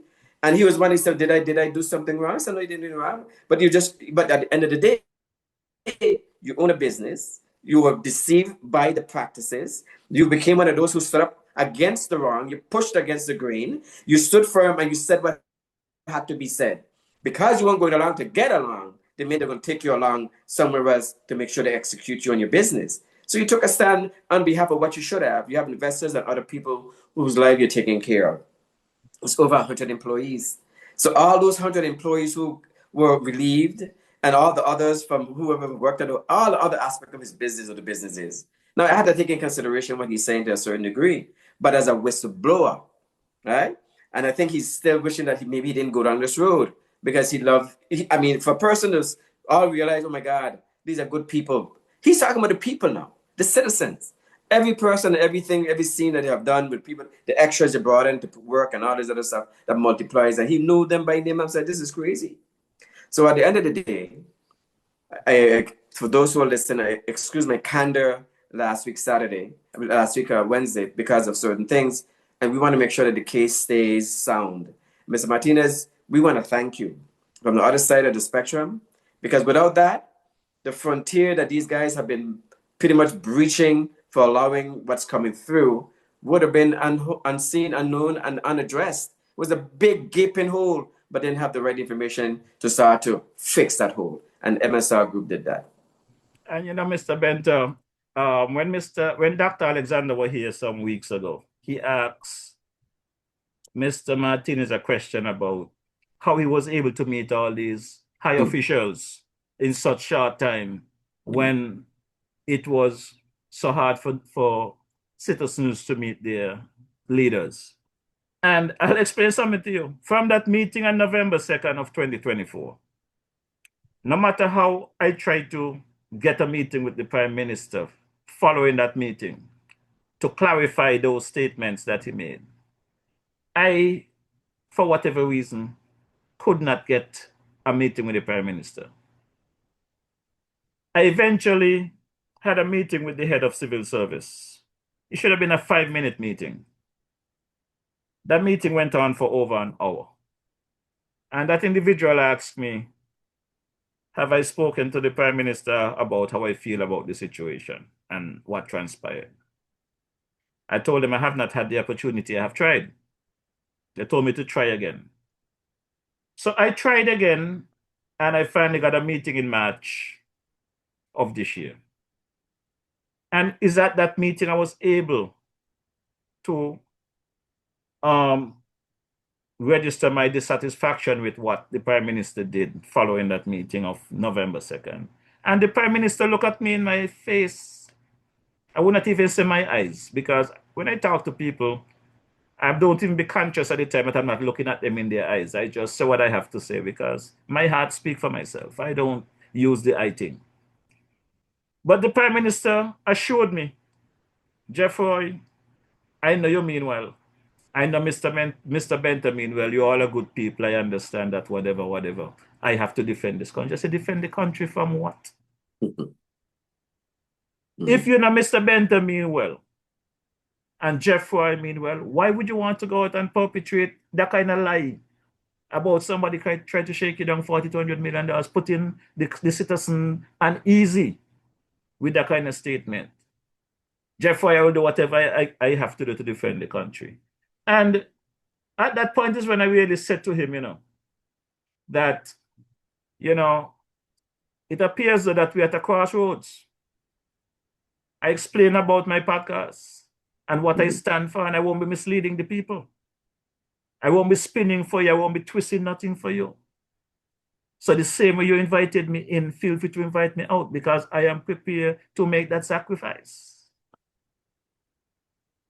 I know some people feel like I should have turned a blind eye and just collect the money, and that is not me, Mr. Benter. You have never been me.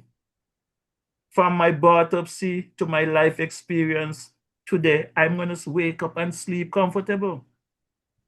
I am not going to be supporting a politician and their bullshit. Of recent days, I attended the convention of the PLP. I was invited by a young lady by the name of Cavell Darwin. And I promised her I would attend, and I attended.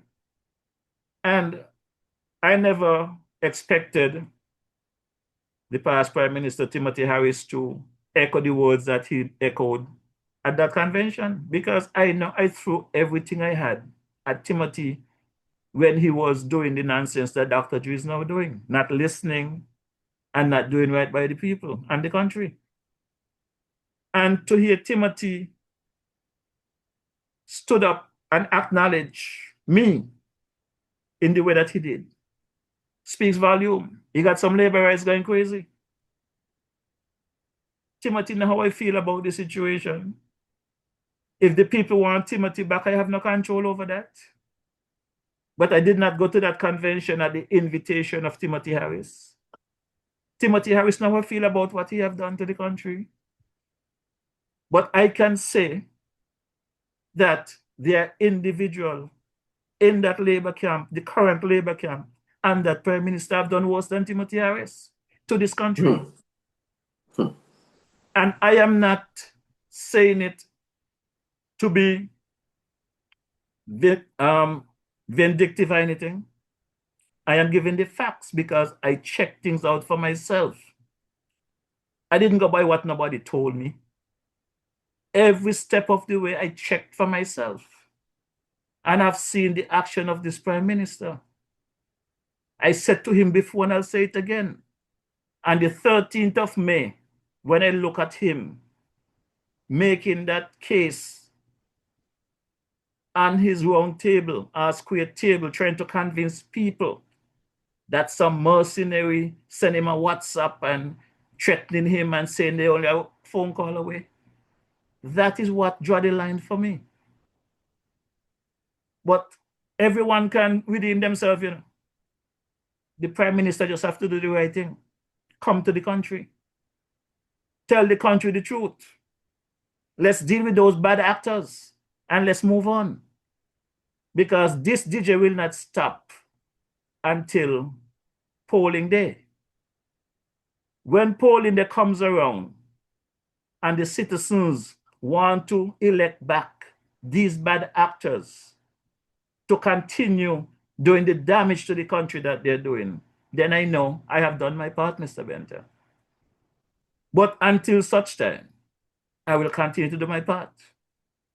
As I explained to the people some weeks ago, I am of the view that all of those past politicians, all of these current politicians should not have the opportunity to ever put foot in that building or any government office again. Election can't come soon enough to get rid of them. Many of the citizens are asking, what is the option? Because the impression that we are given is that back in 2020 when we was campaigning to get rid of the corruption, according to the team that is in office now. We are campaigning to get rid of the corruption. The prison project was a problem. The Bastia High School was a problem. The electoral office was a problem. Everything was a problem. They get in there, not only the problem continues, it magnifies, it gets worse. And these people are trying to convince this DJ that the system is corrupt and cannot change. I have a problem with that. I don't believe that. I am of the view that there are citizens in this Twin Island Federation, St. Kitts and Nevis, that has good heart, that love their country, that is capable of doing good for the people and the country. So, being the DJ that I am, I don't wait for things to happen. I make things happen. I don't just point out the wrong, I point out ways of fixing things. I'm an electrician by trade. I love a challenge. So I went out and I spoke with the supervisor of elections. I call him the bulldog because he's very aggressive and straightforward about things. And I could understand why some people may not like him. I'm not there to like the supervisor of election. I expected his behavior to be what it was. He's appointed by the current administration. So there's nothing about him that surprised me. But I went there in a professional manner and I explained to him why I was there. to register a party. Well, not a party, but a coalition. People want to call it a party. It's called the Citizens Empowerment Coalition, because it's time that the citizens take this country back under their wings. So I submitted the application with a few candidates. We have opened the process to get candidates on both islands, St. Kitts and Nevis. And I could say to you, Mr. Bender, is that the response has been positive. I'm very happy. I'm very encouraged with the response. This week, I received confirmation from the electoral office that our application have been accepted and certified, and we were given a symbol of the bird. For me to get that letter telling me that come polling day, whenever an independent candidate supporters walk into the polling station, all they have to do is put an X next to the bird, which represents the independent. It means a lot to me. We are as free as a dove, free as a bird to change the direction of this country. We didn't go in there and had the luxury of selecting a symbol. It was assigned based on the Election Act by the electoral office. What timing to get a symbol of a bird? So we are on our way, and when the time is right, we will launch our candidates. And the people have a choice. We don't have money to go to buy votes. So I know we're going to be outspent by some of these criminals, bad actors. But my message to the people, like I did in 22, when they bring the money, take it, because it's your money. And we got more to collect when we change the government.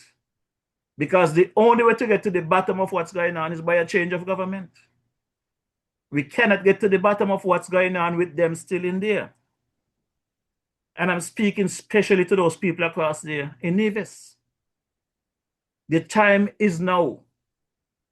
The time is ripe for all you citizens that are disgusted, that say you're not going to vote anymore. You're tired of the knockabout. That's not going to fix the problem. Because if you stay home and don't go out and make a decision of who you want to run this country, you're going to get back the same bad actors. Because there are some people, as Mr. Benter said, the breast is in their mouth. They are sucking on that breast. They're not going to want nothing to change. Dwyer spoke to us about the 5%. 5% have it all. 5% is paid to convince 90% that everything is okay. The 90% is always more than the 12%. I mean the 10%. The 90% is always more than the 10%. So please don't let Ian Patches-Liebert be correct when he says, given a common sense test, over 90% of us, Kittish and Nevision, will fail it. That is what was said by Mr. Liebert. At the time when he said it, I had an issue with it. But as I pay attention now, I understand where Mr. Patches was coming from. So my good people, the time is right for independent candidates. Thanks to those who have raised their hands, and we're still looking for others. We want to pick the best crop, not what they got there now. They have tried. They have been tested, and they have failed us. Don't tell me that is the best that we have in this Federation of St. Kitts and Nevis. I know we got better citizens in this country. I'm going to drop a clip here, Brother Benter, and this might reflect some of what's happening across on the sister island. Oh my God, the World Bank has to be invited in to look at this matter. Now let me ask you, in a country that boasts 98% literacy, where we have such bright bright young people at CFBC and Nevis Sixth Farm. You mean to tell me that nobody could count money in St. Kitts Nevis? Nobody could say, well, citizenship by investment bring in X, expenses are Y, X minus Y leaves Z, and let us divide the Z like how we say we're going to divide it. Nobody could do that. You need to bring in the World Bank. In Nevis, we call it cataflam. Cataflam. And I know that I looked at my passport before I came here. And my passport says Mark Anthony Graham Brantley. My passport never said Kunomono. It don't say Kunomono. And if my passport don't say Kunomono, me shouldn't let nobody make me into a Kunomono. Current revenue. So, but Bento, under the former administration, apparently Timothy Harris had made statement that they're going to send to the World Bank for recommendation for how to do the shares between St. Kitts and Nevis of the, I guess, non-taxable funds that coming in like the CBI. And he objected to it. That was his speech from Premier Brantley, who is still Premier today, who is now leader of the opposition in the federal government. But I guess his trips to Taiwan and the UK and to Africa overshadow his common sense when he was supposed to pay attention to what's going on with his fair share. So let me play another clip and maybe you could get a better understanding of what's going on. Current revenue.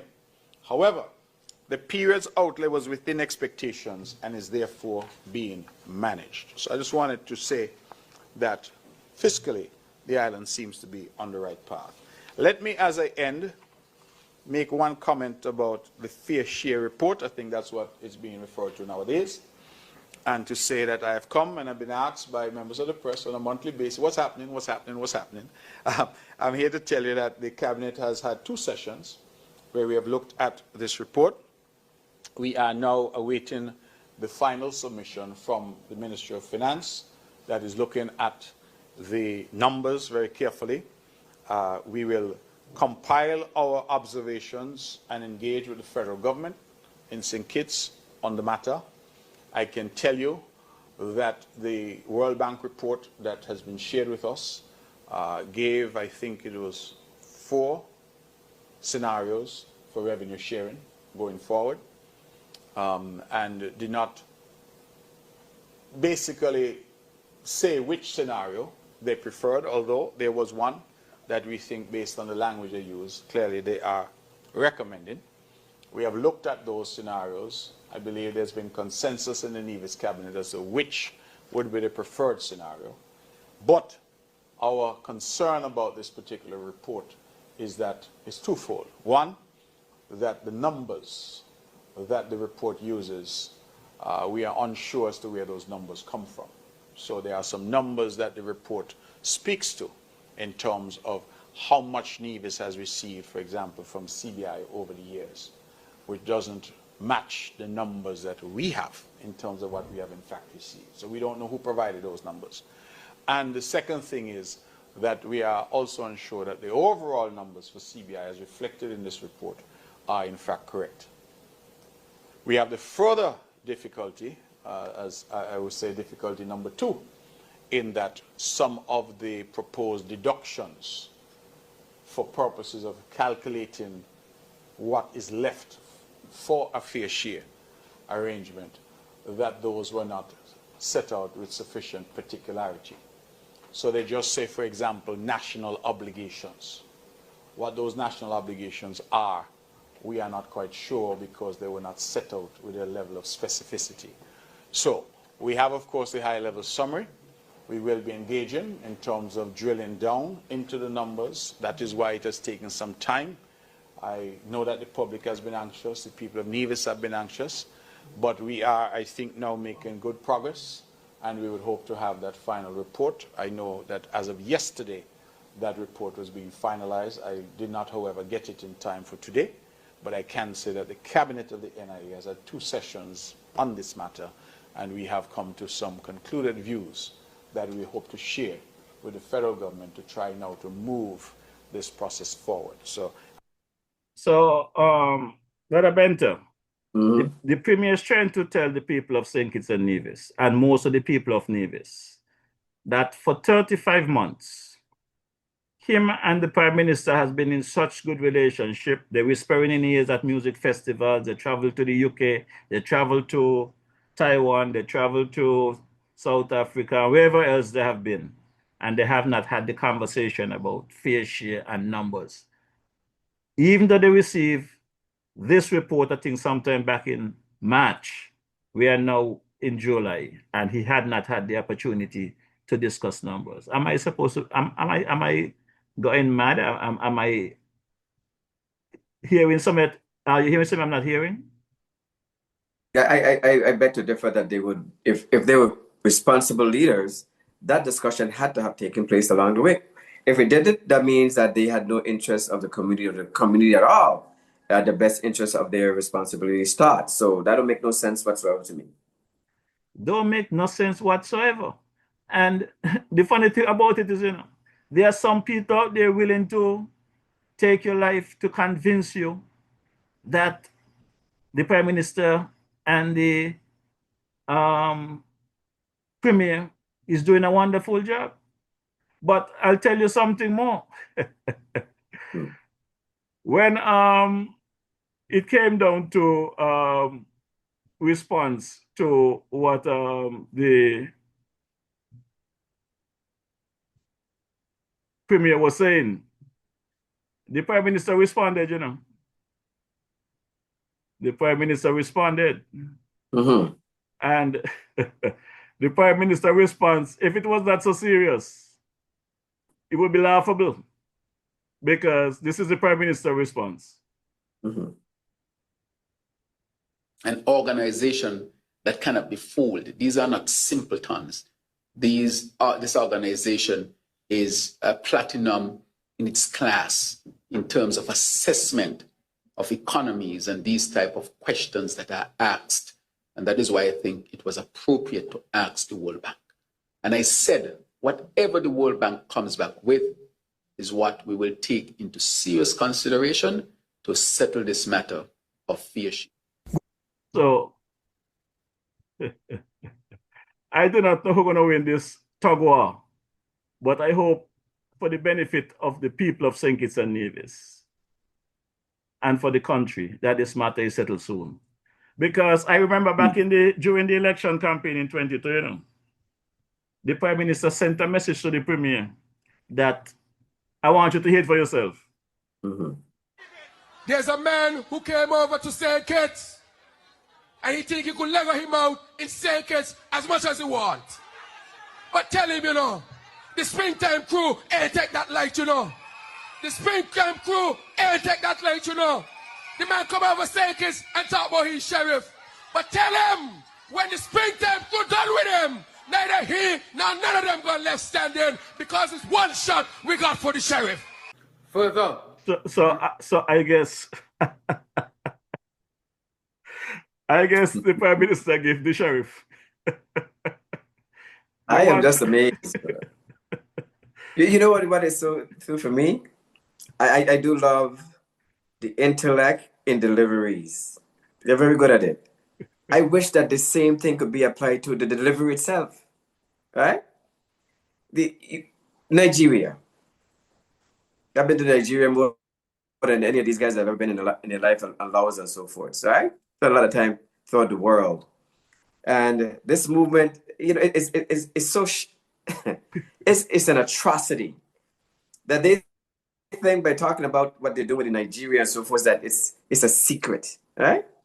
They got to put themselves in check.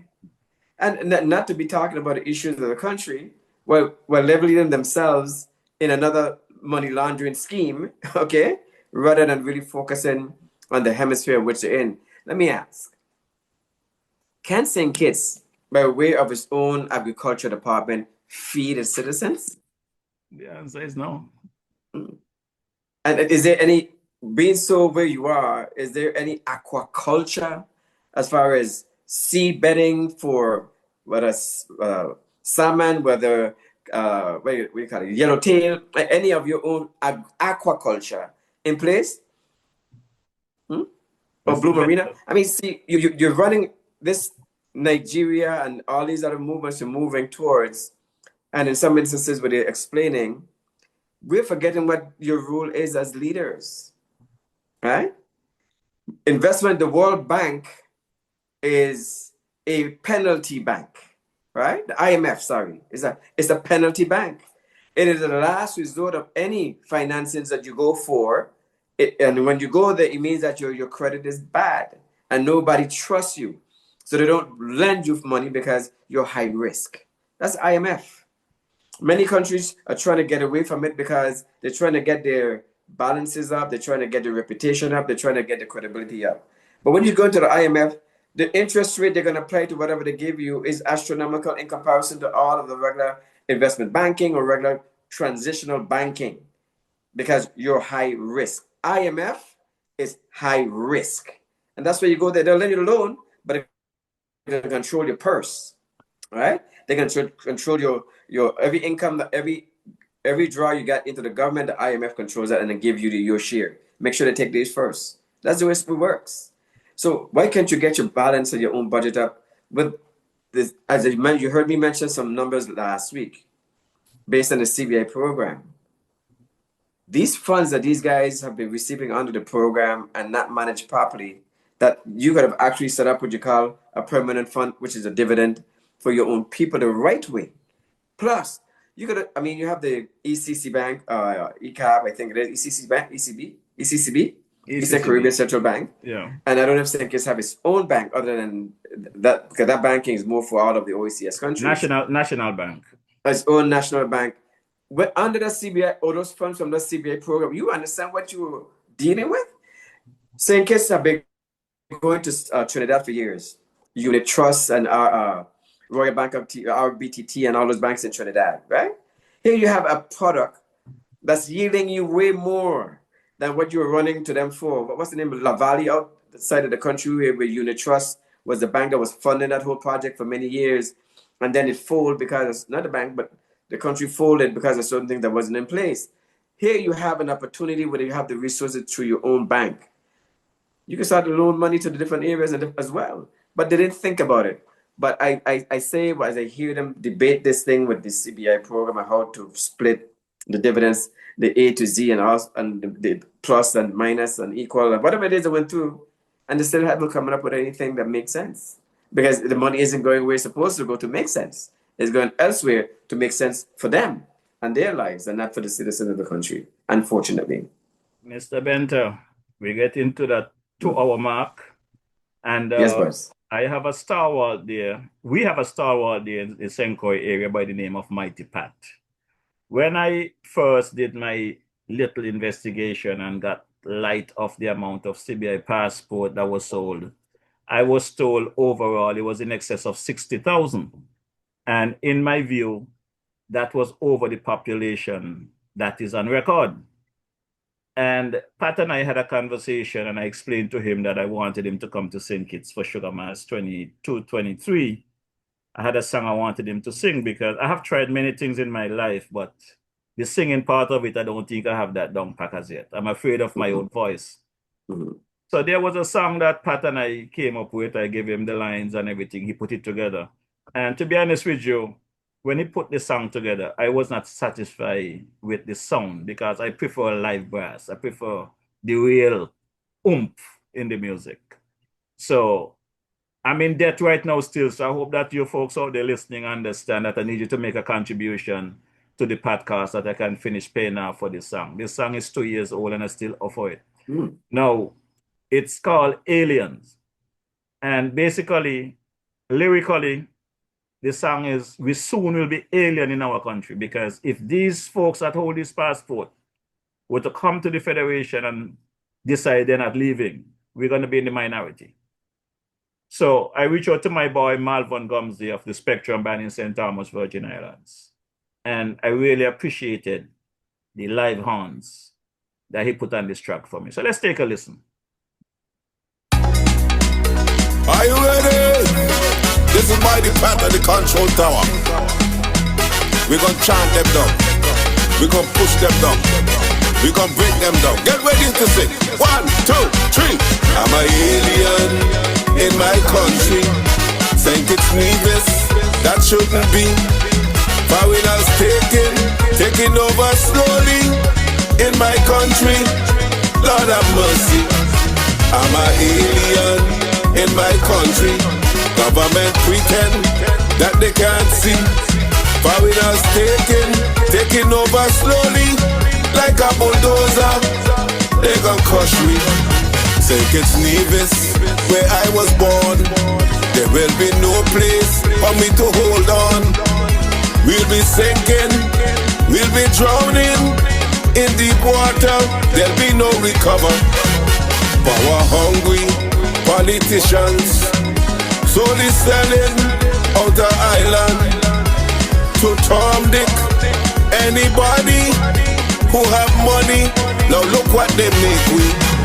I'm an alien in my country.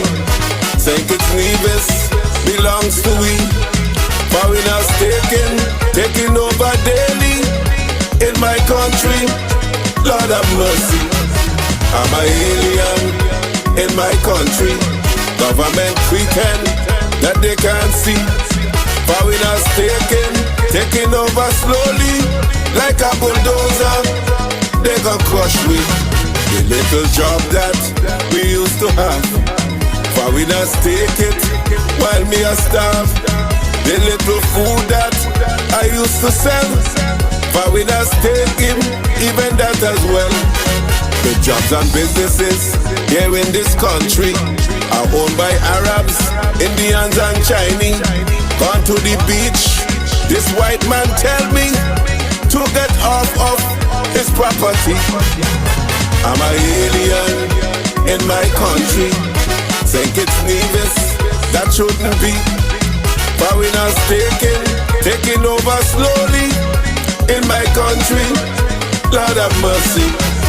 I'm an alien in my country. Government pretend that they can't see. Foreigners taking over daily like a bulldozer. They gon' crush me. DJ Marisha came and tell me. He said, Mighty, listen carefully. There'll be no place in our country left for we. Watch and you will see. Foreigners will be Prime Minister. Foreigners will be Premier. Foreigners will be Governor. Cause of passport money, we're going back in slavery. I'm an alien in my country. St. Kitts Nevis, that shouldn't be. Foreigners taking over daily in my country. Lord have mercy. I'm an alien in my country. Government pretend that they can't see. Foreigners taking over slowly like a bulldozer. They gon' crush me. If you are proud to be a Kittitian, if you are proud to be a Nevisian, then take your flag up in your hand and wave it in any direction. This land belong to you and me. So stand up with pride and dignity and tell them foreigners bully. They ain't gon' chase me out of we country. I'm an alien in my country. St. Kitts Nevis should belong to we. Foreigners taking over daily in our country. Lord have mercy. I'm an alien in my country. Government pretend that they can't see. Foreigners taking over slowly like a bulldozer. They gon' crush me. Come on. Let me see you say. Let me hear you say. Let me see you turn. Wait. Let me go. Let me go. Let me go. Let me go. Don't cry them. Put up.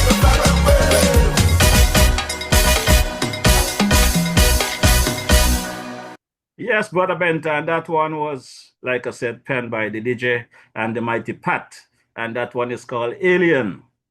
And we're going to soon be alien in this country if we don't put a stop to what is taking place. Now, there's one other song I want to drop here. This is a Trinidad song, but it's basically fits into the conversation because these politicians, they want to piss in our face and call it rain.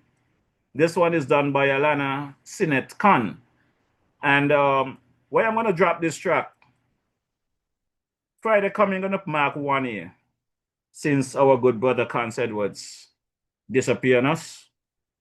So next week, hopefully I can drop some songs of his and pay tribute to his 1 year anniversary since his passing. But let's drop this track, and then Brother Benta, following this track, I'm going to give you a chance to do your closing. Carnival. Yeah, all right, okay, but do you have anything to declare? Oh, yeah, ma'am. I got things to declare, but you know, there's one thing I really want to declare, and What's that's that? my love for sweet TNT. Wait a minute, sweet TNT? No, TNT is so sweet again, you know. What do you mean? What are you saying? What's the matter? Right now, things getting from bad to worse. You hear? And this government, they're just messing up we head. They're going on an PR campaign, and they're making me feel like they're the best government that we ever had. Oh, so dear. you do well. Heck, no. So what you're saying, they're pissing off faces and calling it rain. You're pissing your face and calling it rain. Pissing in my face? Nobody not peeing in my face. What is you talking about? No, ma'am, I don't mean like that. What I mean is like, they're just giving you stuff and shoving it down your throat. You gotta take it, you gotta like it. Right, it's like, right. They do me a doing a favor. You're hitting nail on the head with that one. That's exactly what they're doing. So wait.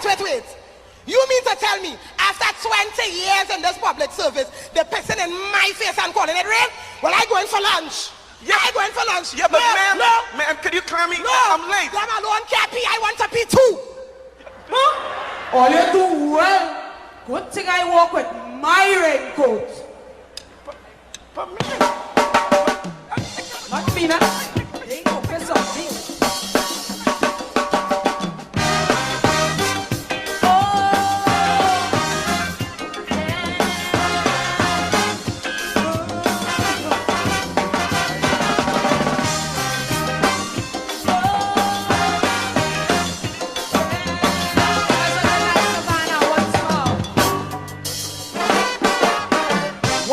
Could I say about this government? Lord, talking about perhaps big mistakes and mishaps, and everything they do is with one intent, Lord, to stop the pockets, knock the ball and rackets, but they non-stop PR machinery. The boasting is the best that we ever had.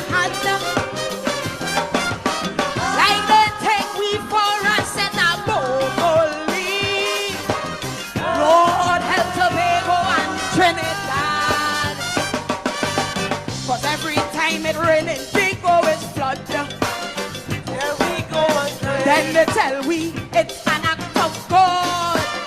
Here we go again. Every fortnight they're raiding the come. They're looking for guns. They could search for mountains like Kingdom Come. They ain't finding none. I fed up on the rhetoric, all the lies and the politics. The highlight of their PR campaign. The capital is now penal, not Port of Spain. Oh, if all you don't believe me, take a look at the screens. Those are my proof.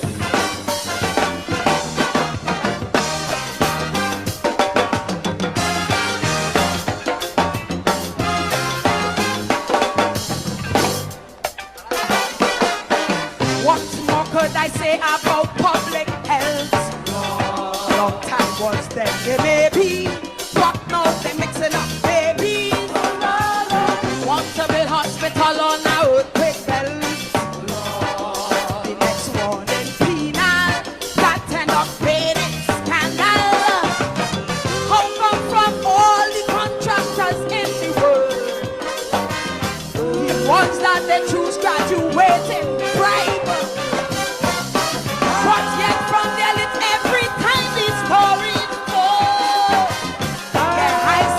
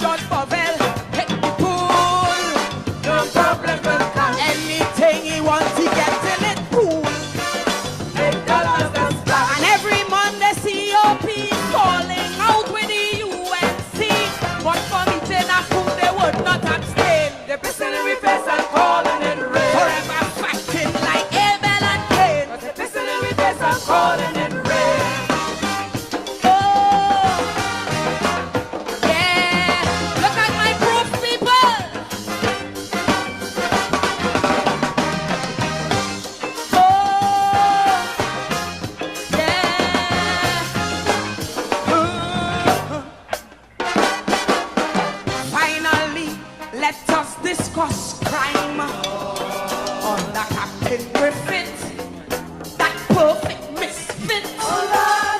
Always trying to grind the major headlines. Prime time. Mr. Foot in Mouth disease. Someone bridle him, please. Say no, all the members of them gang. Plenty bravado, he sure talking tough. Jump out of the starting block with a big, big bang. Me, I hope one of them pick that boy call him bluff. 'Cause every morning man mother you slave.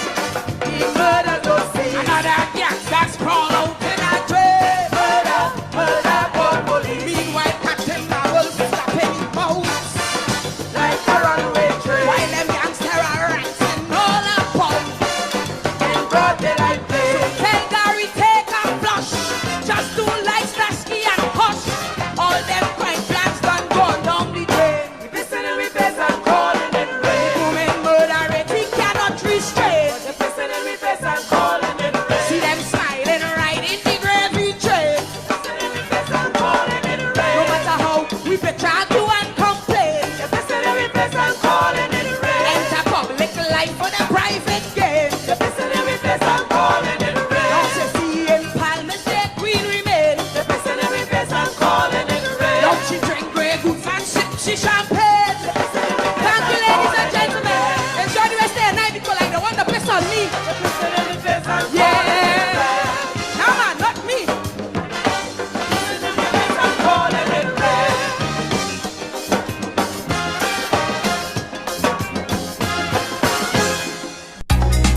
Yeah, Brother Benter. They want to piss in our face and call it rain, they say. I gotta drop some ads here. You want me to drop the ads before you're closing or you're closing? Tap your screen, open your mic, please. Yeah, drop the ads. Drop the ads. Okay, well, let me go across to the sister island here. Hail up my boy Cabo. Good evening, Brother Cabo. Cabos, located at Fountain Village in Nevis, is the go-to spot for your Saturday treats. Tantalize your taste buds with his delectable Cabos Delicacy Goat Water. Or, if you prefer some soul food, then Cabos Fungi and Fish is definitely the way to go. Call ahead and reserve at 869-663-9694. Then make your way over to Cabos and enjoy the vibrant atmosphere while you savor your delicacy. Cabos, we are not changing, we are only improving. Food all over, food all over. You got the food all over. Yes, man. Remember, Cabo is not just a chef and Nevis. He take care of the entire federation. So, for all your special needs, go toward fungi and fish, whatever you need, just reach out to Cabo and let him know DJ Mauritius sent you. Now, let's take a quick listen to Sister Carmen of Carmen Caterers. Girl Sandra, you know where you can find nice fresh local food 7 days a week, one provision and all kind of thing. Girl, where? Right down there by Shellings, by Carmen Catering Services. Girl, she opposite the bus stop. Girl, and she also cater for weddings, parties, anything you want to cater for, funeral and all. Girl, and trust me, you're gonna enjoy the food. And she also selling bites and sundaes. Opposite the car shop, right down the main road. Girl, you could call 665-1494 or 663-6005 to order your food or go and pick up your food. Girl, the food will be finger licking and you get your money worth. You ain't want nothing better than that. For sure, Sister Carmen had some lovely pork chop there today. Try the pork. The pork was good. Some lovely salad and some smashed green fig, potatoes, and some sweet plantain and everything there. Nice cook up today, Sister Carmen. Thanks for taking care of the DJ. Don't forget, on a Sunday, you can find Carmen over there in the bus stop in the Boyd Village there, right opposite the Agaro shop there. Just stop by and let Brother Agaro the man know that the DJ is on his way. You come and drop a drink. Now let's take a run across to Old Road. Check my boy there, Brother Gijo's over there, Station Street, Old Road. Check out Gijo's Bar at Station Street, Old Road, this and every Saturday for the best bullfoot, good water, conchs, bigfoot, and cook up. If you're in the mood, we also serve garlic bread, fried fish, green salad, and burgers. So remember, the place to be is at Gijo's Bar, where you can enjoy Ludo games, snake and ladder, dominoes, listen to music all night, and sip on some cold drinks. Yes, it's all happening this and every Saturday at Gijo's Bar, Station Street, Old Road. Yes, you heard it right. Check out my boy Gijo. Let him know DJ Mauritius sent you. Now, don't forget, we have to take a quick run across here to Sandy Point as well, Main Street, Sandy Point. Let me check my boy, Brother Aston Coker there of 3A's Auto Services. Let me hear what the boy Aston have to provide. Attention vehicle owners and operators. Your driving experience just got better. Yes, you heard it right. 3A's Auto Services, located Main Street, Sandy Point, St. Kitts, where you have tire sales and installation, vehicular repairs, and other services. You can reach Mr. Aston Coker at 869-664-2204, 869-667-2071, or 869-665-0605. Yes, 3A's Auto Services, located at Main Street, Sandy Point, St. Kitts, just above the Brimstone Hills Fortress. And you can reach out to them for emergency roadside services. Remember, Brother Aston Coker is available 24/7.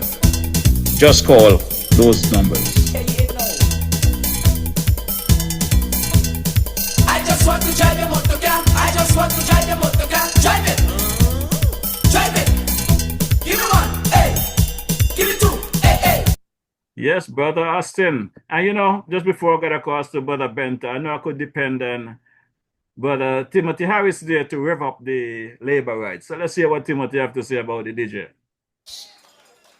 In our audience today is DJ Marisha. I want you to give him a hand of welcome because PLP welcomes all. DJ would tell you that he has had some harsh words for me, but I never take that on. I listened.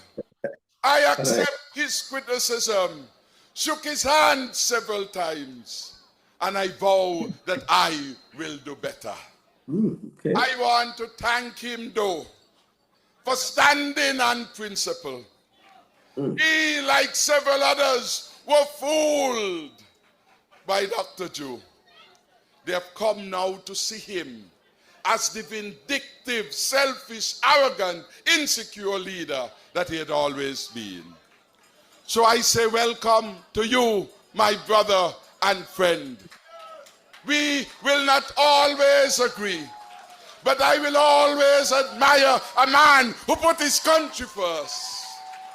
You will always stand tall in my books. Yeah, Brother Benta, you're closing. Tap your screen, open your mic.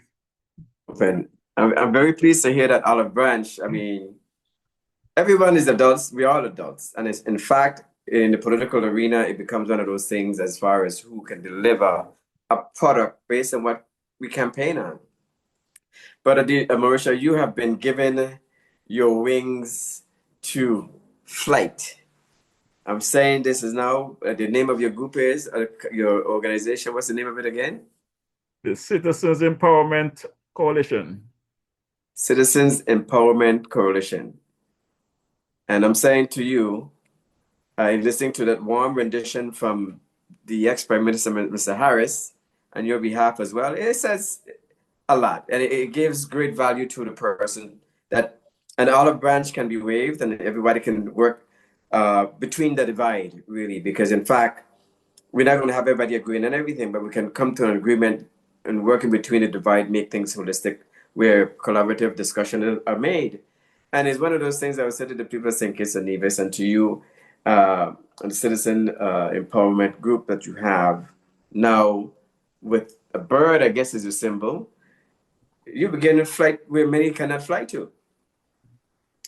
And the country definitely deserves much more than what's being said.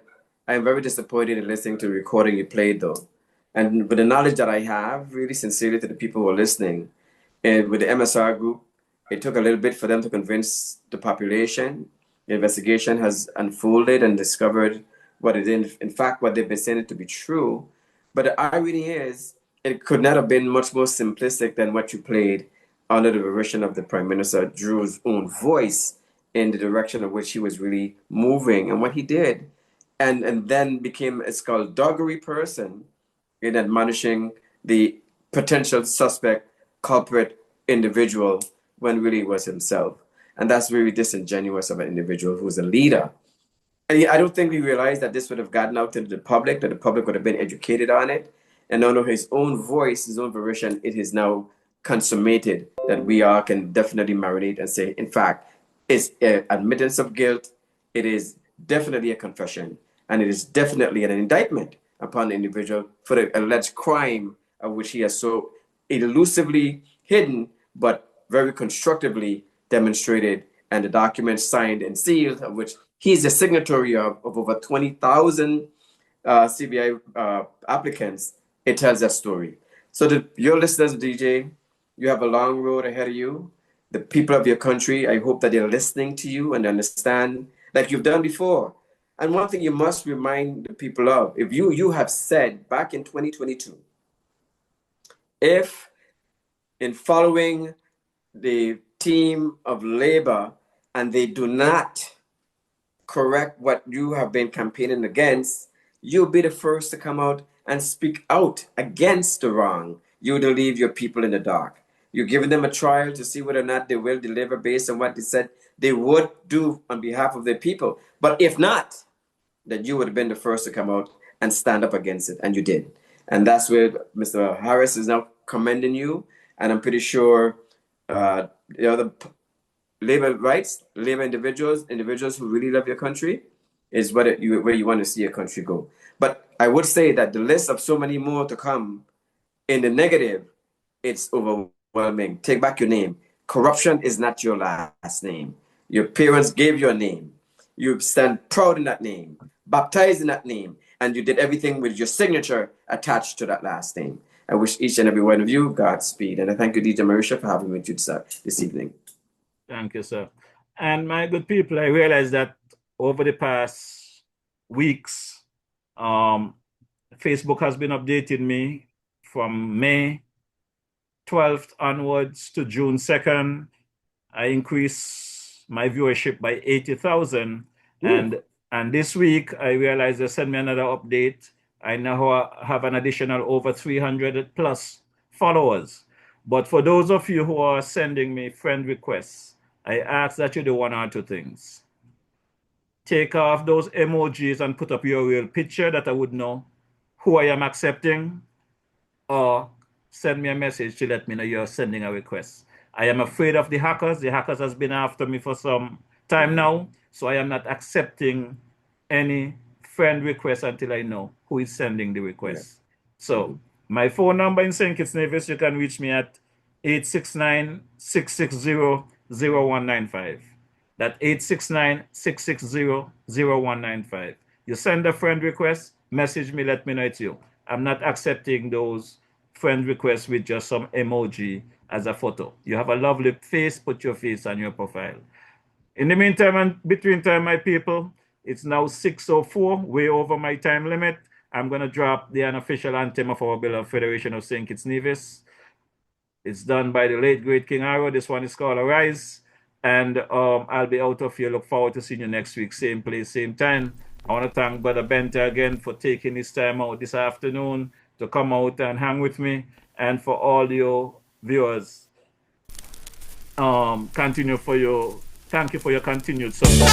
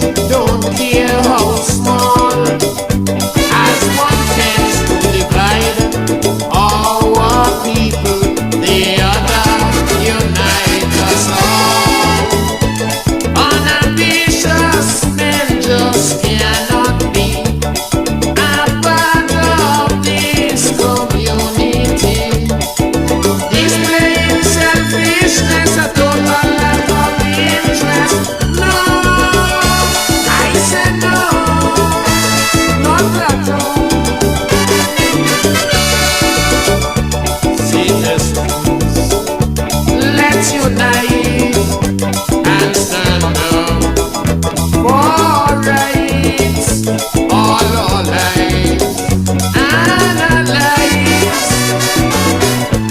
Let us reintegrate and correct our mistakes. Reunification, building a brand new nation. We move on together hand in hand. Rise, citizens, arise. The country is yours, all yours, still yours.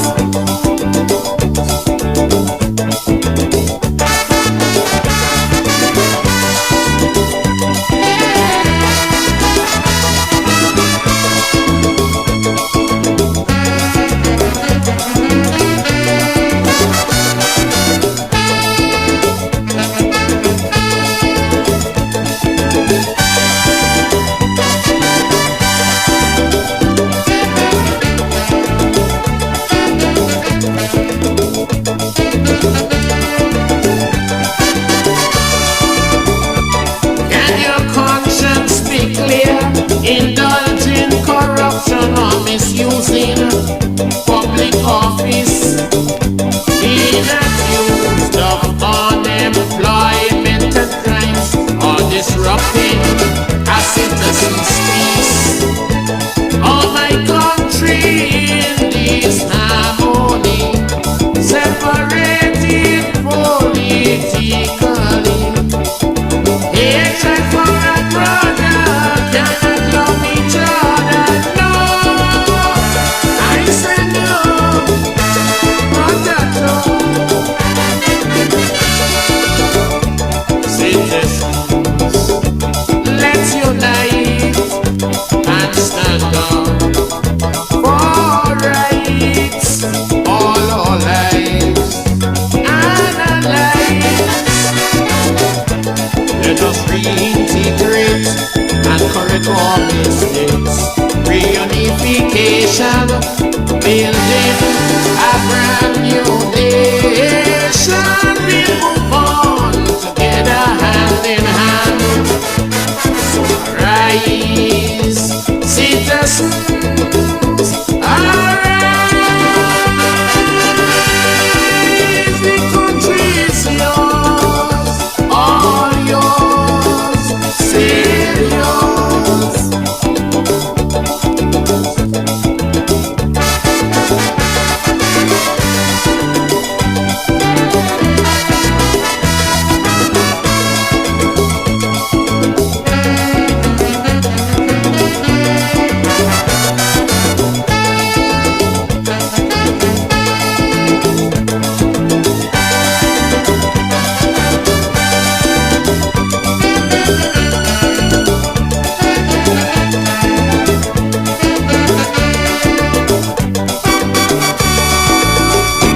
Yes, my good people, and this brings us to the end of yet another successful podcast. Wednesday, July 30th, 2025. Until next week, be safe, God blessings on everyone.